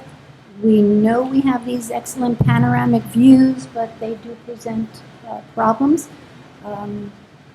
The conversation is going on right now with the slope on Mount Pleasant Avenue and the accidents that we're seeing there too. So we're just hoping that that we can mitigate a lot of the land use to deal with that. Questions on this? I feel like we have reviewed it. So. I did have, I just want to be able to provide Linda Stiles with a response to her email that she sent to us. Yes. With respect to her perception being that this is weakening by allowing except as otherwise, and this is in quote, except as otherwise recommended by a qualified professional to be added to paragraph number 15. I looked at the red line version, and I didn't see it in there, and I also, let me throw my glasses on to read. I can get away with it for a minute.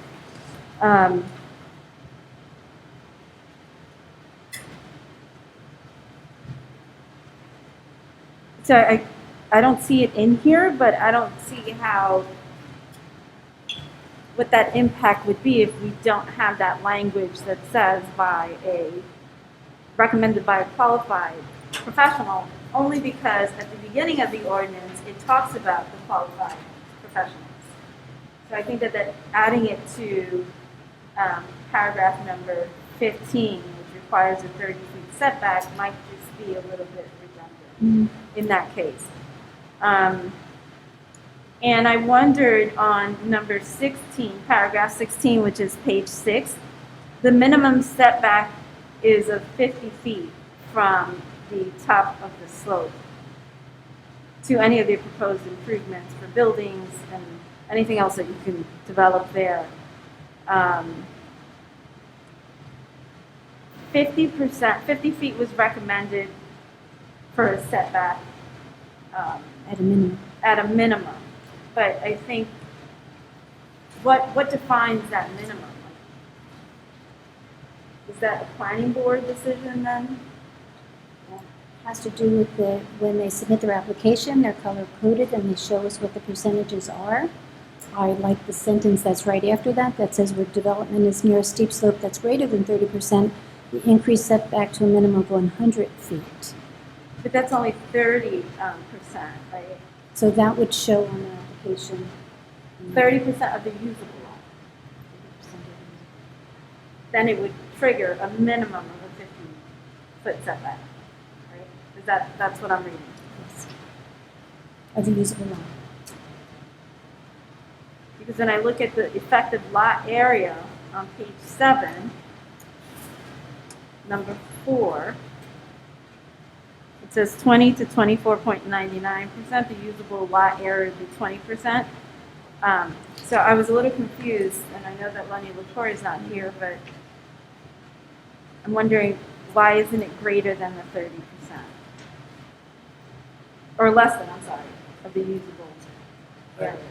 I don't pretend to know this as an expert, but the way I read that is it says where development is near steep slopes greater than 30%, increase the setback to a minimum of 100 feet. Minimum. That means we're not, so I think paragraph 4 is talking about the area that you can build on if you're on the slope. If the slope is greater than 30% or more, you can't, or 25% or more, you can't build on it at all. What paragraph 15 is referencing, in my understanding, and I hope somebody corrects me if I'm wrong, is if you're building adjacent to a slope. You have to get that And if the slope is 30% or greater, then you have to increase your setback to 100 feet. a minimum of 100. Yeah. Well, you know, developers are going to try and Well, they're going to ask for a get variance, it to of court. course. And I thought your question was not, I misunderstood your question when you said, what defines the 50 feet?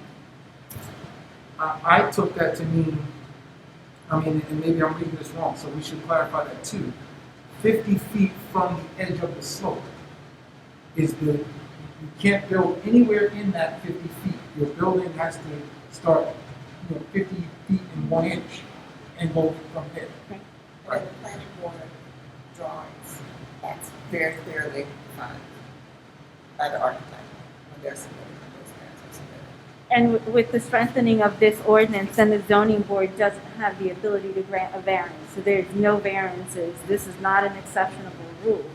Because that's what variances are to all of our ordinances. Because we have ordinances and people apply for variances all the time because it's permissible by law.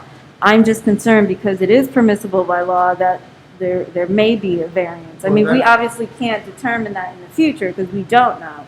But the possibility of somebody applying and the likelihood of someone applying for a variance is likely. I just wonder if that minimum is, a minimum setback at 50 feet was enough.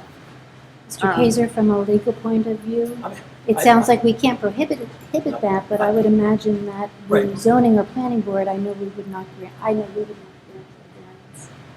I'm going to make a couple of observations. Yes, please. It's very hard for me to hear, Yes. being right next to this machine. It's cold, and the two of you, especially, maybe because you're on this side of me instead of facing me, it's very hard to hear both of you. Look, generally, zoning ordinances establish minimum standards. They all provide for a variance if it can be justified. And the language that's in here about the expert, which Ms. Is the Stiles concern, had some yeah. concerns about, I tried to point out that I don't know what I think it's Mr. Fenn who prepared this ordinance, if I remember correctly. He's an engineer who's got expertise in this area.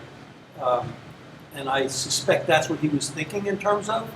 I don't know for sure, but I don't think you can take away the zoning board's power Right to to do grant a that. variance. But you'd have to justify it, and it'd have to be justified by an expert who has the qualifications called for in the ordinance. On a parliamentary procedure point, normally when you require a specific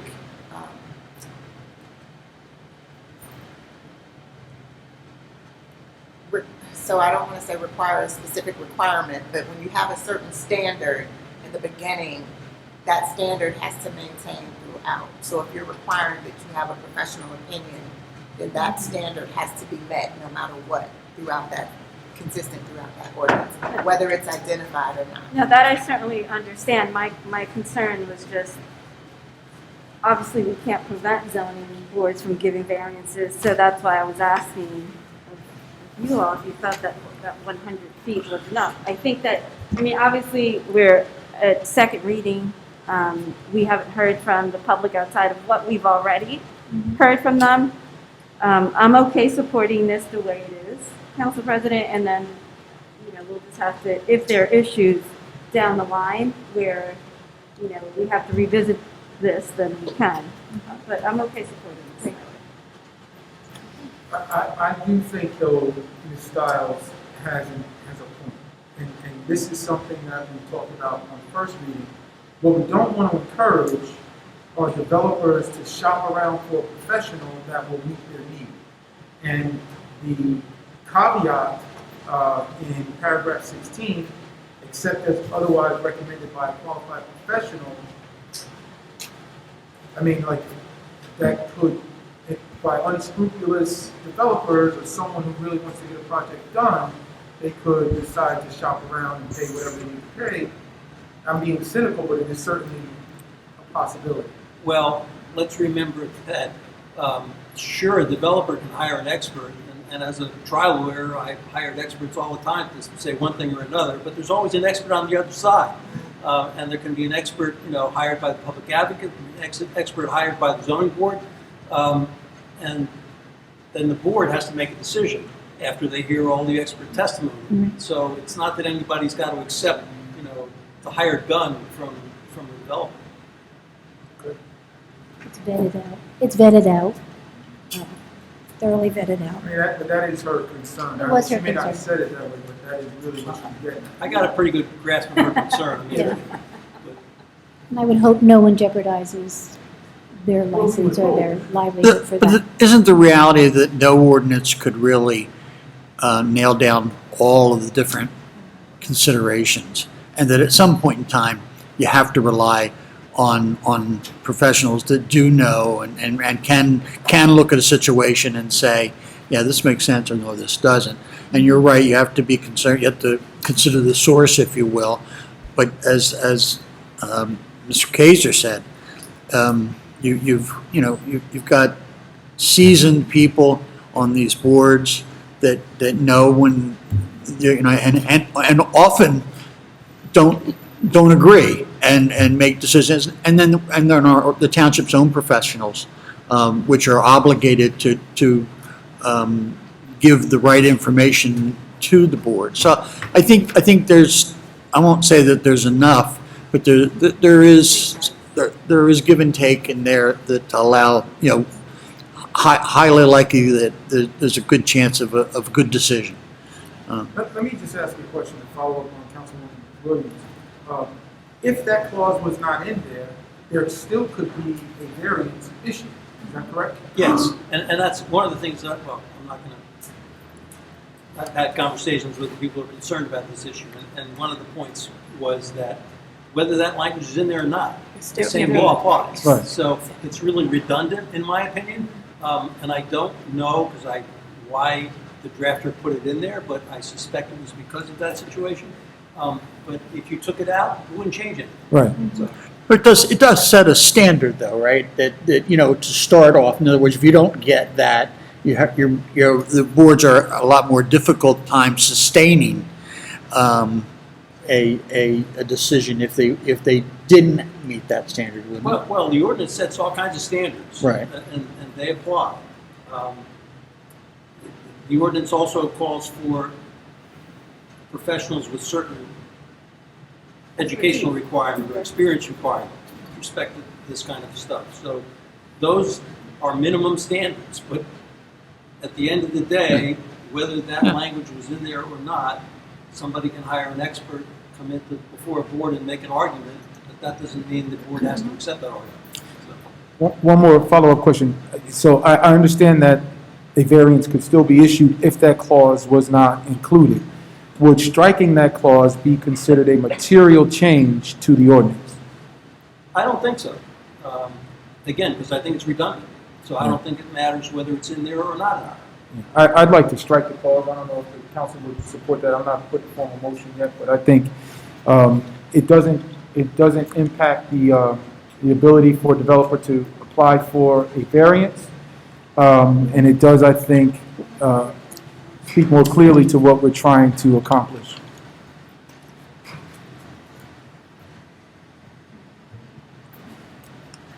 Well, there's only four of us. So if you two are saying no, then there's no, you can reserve your, or you don't even have to be put on the spot. It's all good.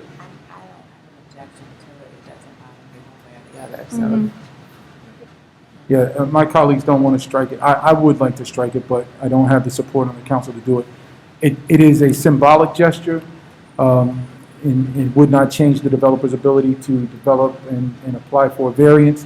But I do think the symbolism is important, and I think it sends a message to developers, especially in this particular regard, since we've had such a tragedy on Northfield Avenue and are concerned about additional tragedies, since we know climate change is real and our storms are getting bigger and heavier and wetter, that we do everything we can to strengthen the ordinance. I think that would be helpful, and I would encourage you guys to reconsider. And if you would reconsider, I'd like to offer the motion. I'm not going to do it if you're not going to reconsider. Councilman, it's not about not wanting to strengthen the ordinance. It's just that for me, it does strengthen the ordinance when some layperson, like a homeowner, takes this ordinance to his developer or their developer, and they read by a qualified professional, that it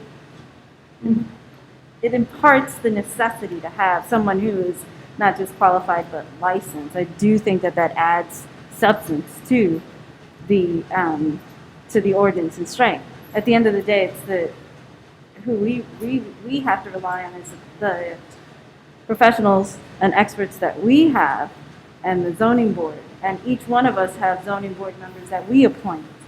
And if and when the time happens to come that they no longer share our ideologies or are voting in ways that we don't approve or like, and we have the recourse to change them. I believe we have the recourse to change them. Because I don't think we actually do. Most of our ordinances do not allow, the verbiage, which is something we need to look at, doesn't say to serve at the pleasure of the council, which should.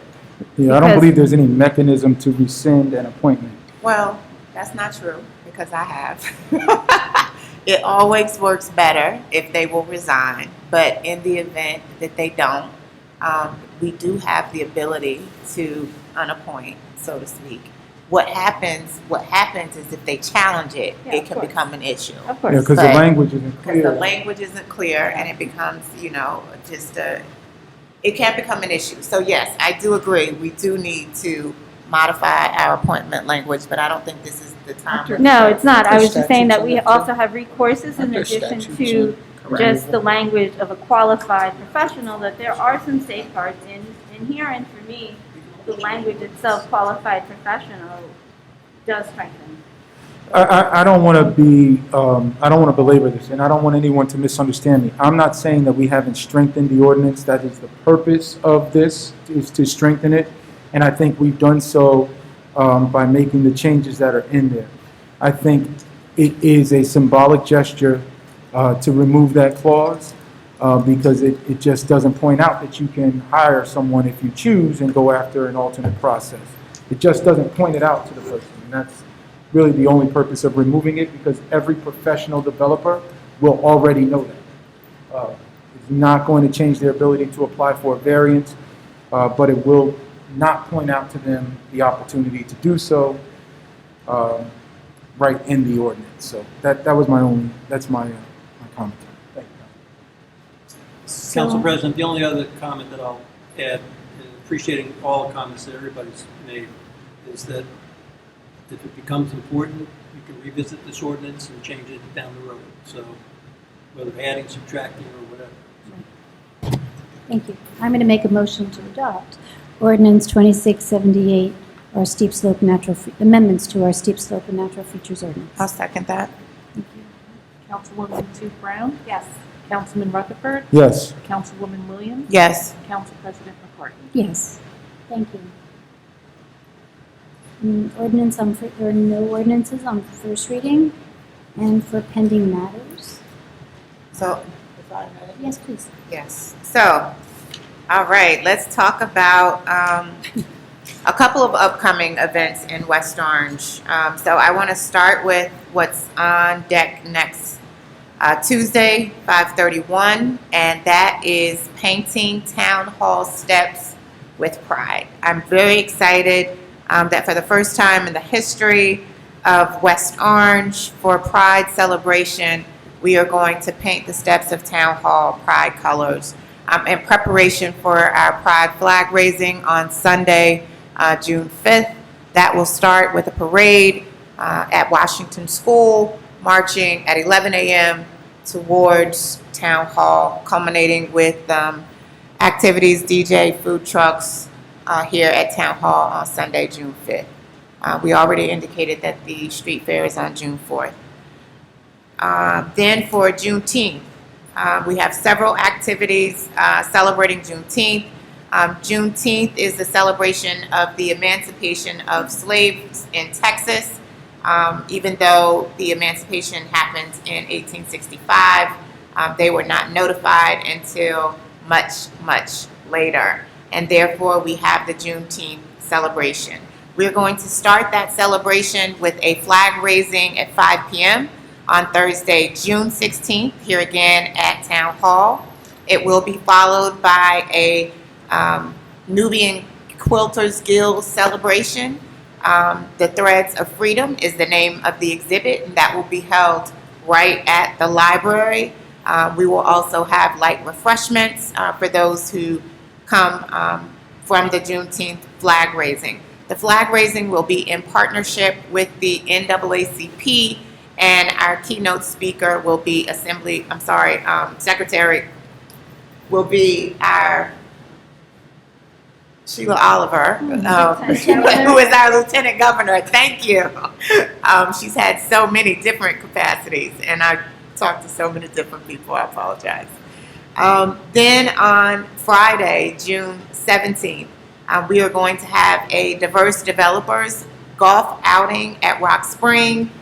Tee-off starts at 9 a.m. Shotgun times and other prizes. That is open to the public at a cost, of course, but anyone is welcome to participate. I will be hosting a Women of Triumph Leadership High Noon Tea at 12 noon at Rock Spring. That is by invitation only. And then at 5 p.m. at Rock Spring, after the Diverse Developers Golf outing, we will be hosting an open to the public event with different paint and sip experiences, just outdoor playing, games, activities, culminating in a fireworks display at 9 p.m. And again, that is free and open to the public, all hosted at Rock Spring Golf Course. On Saturday, we have Images of Triumph. That will be the exhibit Council President referenced at the Arts Council, and then followed by a viewing at Luna Stage, which is the killing of Chamberlain, which is a black older senior who was killed at the hands of the police, but experienced some mental health concerns. Father's Day, Juneteenth, the actual holiday, we're hoping that all our West Orange families and beyond celebrate and honor our fathers. And then on Monday, we will have an Economic Empowerment in Action Day where we're recommending that we shop local and support all of our black businesses in West Orange. And we will have a list of those that for you to support available at that time. So again, this is a culmination of all of our community organizations coming together.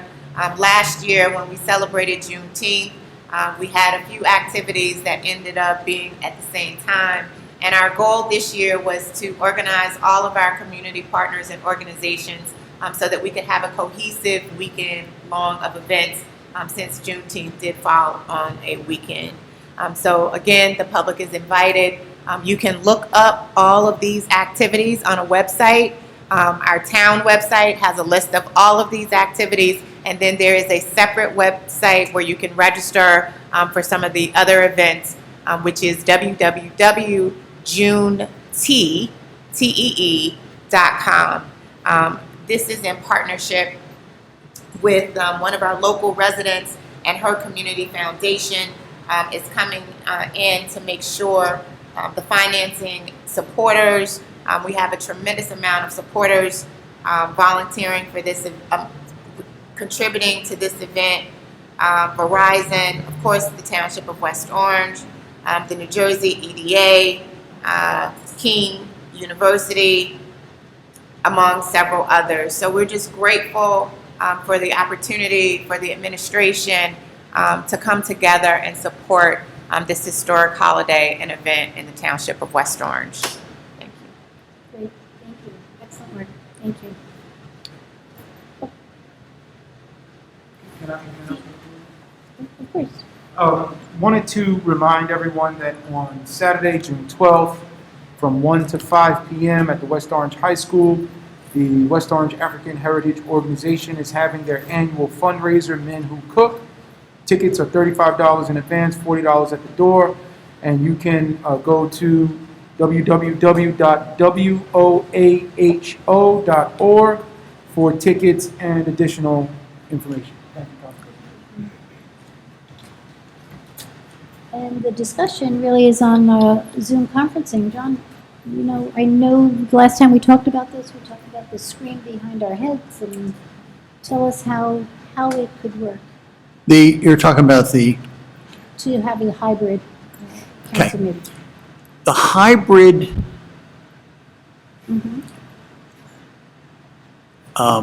possibilities, and what we've tested out is basically where each of you would be issued a laptop, and basically you'd be transmitting over Zoom at the same time as dealing with the audience here live. That would you would have going back to the previous, where you have a moderator that is going to be running that. The advantage to that is that really the advantage over the way you're doing it now, the only difference other than timing is that you can have a back and forth, you can have public input at the meeting itself. Whereas this current method, you may only have 5 or 6 or 10 or 15 people that are here, but you online afterwards when it gets posted, you can have as many people, and perhaps already do have as many people looking at it and viewing it that you have in the live sessions. So what you pick up in the live sessions is the ability to have public comment at the meeting itself. I think it'll be awkward for you at first because you have two audiences. You have to figure out how you deal with, looking at the computer screen for the Zoom and dealing with the audience. I think that's doable, and you can work that out. I think once you get used to how to do it, just like in any place where you're aware of being recorded, after a while you don't realize that you're being recorded, and you fall into a natural scheme. But I think at first it'll be awkward. I guess the other difference would be that we would be paying for a videographer and also going back to paying for a moderator. Well, realistically, you would only pay for one. It's one or the other. You're not, if you use the other option, you're only paying for a moderator. You're not paying for a videographer. Can I ask a question about the logistics? Is it possible to just use a camera that focuses on the entire council so that we don't have to look into a laptop? They can see us. We don't need to see them, and we can't really see them anyway. Or we could hear them via the computer when we were at home. But that could also be played audibly for us in here if it's from I think you will find that won't be acceptable. You're going to have if you have a stationary camera where it's wide open, it's difficult to see who's speaking. If you have somebody operating the camera, now you are talking about double the cost, because not only do you have to have a moderator, you have to have somebody here on site with doing camera work. So it is. Can you do it that way? Yes, you can, but you're talking about doubling the price. Well, I think if we had a stationary camera, you just show the video of just as if he's doing it now. He swings and goes to whoever's talking and but shows when he's that. got a stationary shot, if he's trying to get all of us in the shot at the same time, you can certainly tell. We could install a camera back underneath the exit sign that would perfectly see everybody up there. Absolutely, it could be done. But again, you're talking about a wide angle, and the quality of the video and the quality of what people are going to see, is not going to be what people are used to. So that doesn't mean you can't do it. You're absolutely right. It can be done. It is, but you're not.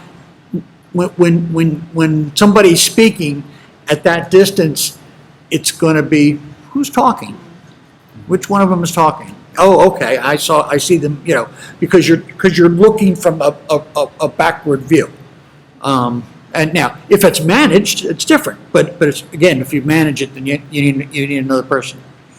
I understand the concern. I happen to speak to a Board of Ed member from Livingston, and earlier this evening before I came to the meeting, and she actually indicated that they did a hybrid model in Livingston for the Board of Ed even before COVID. So with that, it is a camera in front of them from their laptop. To your point, I do agree that a stationary camera could work, but I think what most people are going to want to see is us more up close and personal, and to have that ability on Zoom.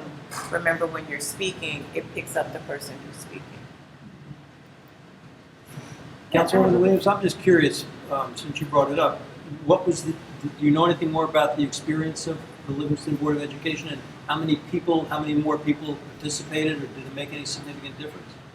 She said that it was more attendance when they have the hybrid option, but they've always had that option. And she also indicated that for some of the actual members, because I was concerned, I was like, you mean you as a member can opt to be virtual as opposed to present? And she said yes, because when we're traveling and we're away or we can't come to a meeting, we're still available. And I was just like, oh, that's interesting. So I could still handle a meeting from Florida. Yeah, you could. That's what she said. I don't know if that's where we're going in West Orange. You already have that option. We've done that before. People can, if not, not with the technology today, but 10 years ago, we used telephone. Somebody, if you couldn't make it a meeting, you could attend a meeting. So that's not unusual, and that absolutely can be done. I'm just going to speak to the issue of more participation. There's no question, like for instance, you have more participation at the meeting than with it being on Zoom than you have here tonight. However, I'm not convinced, and I don't know that if we'll ever be able to measure it, that ultimately means you have more participation overall. Because what you don't know is when you post the video online, how many times it's downloaded, how many people see it. So if you think about it, whether you watch it live or you watch it recorded, if you're not dialing in and making a comment, it's relatively the same experience, except that maybe I know that it happened yesterday, so maybe I'm not interested now, or that kind of thing. People like to be involved in things when they're happening. But the overall, so we don't really know. We can measure how many times people download our videos. We don't know that. We don't know that means they watched it. It just means it was downloaded. But my point is I don't think that should be the determining factor. The determining factor is whether or not and how you include the public in the viewing public in participating, because in the public comment portion, because that's the real advantage. It's the other things are, anybody that wants to see the meeting and understand what's going on can do that under this method, maybe a day later or two, but they can do exactly everything else the same except participate in public comment. Well, are we adverse? Because I know we've had some discussion, and what I would like not to do tonight is belabor this for 15 or 20 minutes, because we've done that in past meetings. So to your point, is there anyone at the table this evening that is opposed to taking public comment for someone who dials in on Zoom? I don't have a problem with that. If someone dials in and it's the time for public comment and we have a moderator, I think the moderator can facilitate presenting us with that question. I don't think the issue of us not being prepared to answer it is any different from someone standing at the podium and asking us the question that we have to respond to. So we've been doing that for 2 years. Yeah, my only concern, absolutely, I agree that we should try it. We all have laptops. I don't know that you have to give us laptops. In my county, 2 laptops, or 3 with my work laptop. Well, we have them. We wouldn't buy new ones, but yeah. But Yes. let's just give this a go. Next meeting, let's set up a Zoom. I don't know the moderator would be Megan still, or whatever it is, but. Well, we're going through a procurement, it Okay. might be for the next, till we actually go through a procurement process. But we anticipate, for instance, I spoke about it earlier tonight. If conditions continue to get worse and we get into the red zone, We're going to be. we're at home going to be anyway. saying, we don't want to come here, So we're doing this not just here, but we're trying to set up our standards to the question of endemic versus pandemic. How do we live with this in this environment? So when it's green, these are going to be the rules. When it's yellow, these are going to be the rules. And when it's red, these are going to be the rules. So we publish them and we get that all out there, and everybody will know, and there won't be a debate about it. It's going to be what it is. So Let's see, if the numbers are still good for the next council meeting, can you set that all up so that we do have this invite? Let's see how it goes. I mean, everyone just has to remember not to yawn or talk or. now I will make one more observation, and this is this may have absolutely nothing to do with it. Okay. It's not 1:30, right? And we're almost It's done. 9 o'clock, and you're done. Now, so the question that begs to be determined whether or not it, from a timing meeting of the meetings, it makes difference. Because, in no way am I trying to suggest that we should be shutting down, input and our transparency. But what we've been going through the last 6 months is not tenable. It is not doable. It is not long-term. The idea of starting at 6:30 and going till 11, 12 at night is ultimately going to end up with somewhere along the line there's going to be a bad, decision-making gets compromised, your camaraderie gets, your relationship with the public ultimately will get compromised if we don't figure out some way to get our business done, and then whatever else needs to be done maybe afterwards, or something, maybe some reshuffling of the agenda to figure out a way to not go in I think these long tonight was a hours. good sign. We Yes. can get it done. Right, well, again, It depends now, on the so agenda. the question that begs to be That's asked, is it because you're here live and you're ready to go home? And you're not at home, already, and therefore, what difference does it make? I just watch TV, so we'll keep going. I'm just throwing that out there. It's a factor, and it's something to consider and think about. I think also the other thing we should, I'm sorry. I know every time I talk, you're like, I can't hear you. The other thing that we should seriously consider, not honestly consider, but seriously consider is the conference agenda. That sometimes we go an hour over. We start at 7:30, public comment, when we should have started a half hour before that. I'm of the mindset, and I have said this frequently, if you all want to hear what I'm doing, I'll put it in a newsletter. I don't necessarily want to sit here and just, take that time up for you to have to listen to us. If you want to read about what I'm doing, read about it in a newsletter or on my website or what, but I think that would certainly save us some time too. I think we have to be mindful, however, though, that the boards that we serve on, we do need to be bringing information. There's a lot of information that I would like to have more information on. So, Yeah, but I understand your point, we're but there- conscious of putting the information out on our social media, gets more attention than whoever's watching this on tomorrow or Thursday. Well, another thing to rethink, and there are towns that have 2 meetings a month, but they have different structures at the 2 different meetings. The second meeting is considered to be a work business session. meeting, and so you still do business at the previous meeting, but you try to get they'll have a conference agenda at the first meeting, and the second meeting is a business. But there's a business portion of the first meeting, but the administration tries to move as much as it can to the second meeting now. Ultimately, there's bleed over, and it may or may not work. But my point is, not that should be the way you do it, but I think you can start thinking about, well, everything's on the table.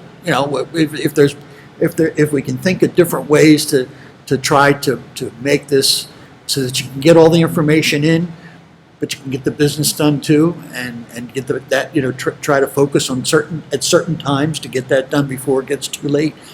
Just food for thought. That's all. I think the other thing we have to be mindful of is that we only have 4 hours. So even if we go over, the viewing audience, when it's posted on TV 36 for Comcast or TV 45 for FiOS, we only have a 4-hour allotment. So no one is seeing all the business that we are attending to at the end of the meeting. Yeah, I do think trying to figure out how to move the business earlier in the meeting. Right. Like even for zoning and planning, they end at 10:30. They're not hearing additional applications Yeah. after 10:30 Well, that's so that they can end a their different own. animal, though. It is That's a different different because animal. depending on what Yeah, our. they what's have, on by our agenda. definition, they have to be at the end. Yeah. All right. let's Depends keep on our moving. agenda. Okay, so we're not over yet, anyway, right? So was that a decision? Yes. Yes, to Well, try. so do we need to make a motion to make it official? That the next meeting I don't will be need, I just want to make sure that I heard you all right, that's all. Yes. Yeah, Next meeting will be hybrid. let's try it. Budget meeting's going to continue the way Let's it do was the budget scheduled. meeting the same because Yeah. the public doesn't have an opportunity Right. to speak anyway. Sure. So we are going to adjourn as a council and then reconvene as an ABC. Yes, do I need Yes. a motion for that, please? I move that we adjourn the conference agenda. Second. Thank you. All in favor? Aye. Any opposed? Okay. So now we are in our ABC hearing. Good night all, happy Memorial Day. You're welcome. Everybody. Thank you. Good Welcome to night. stay. Thank you all for coming out. We appreciate you braving. Aren't they able to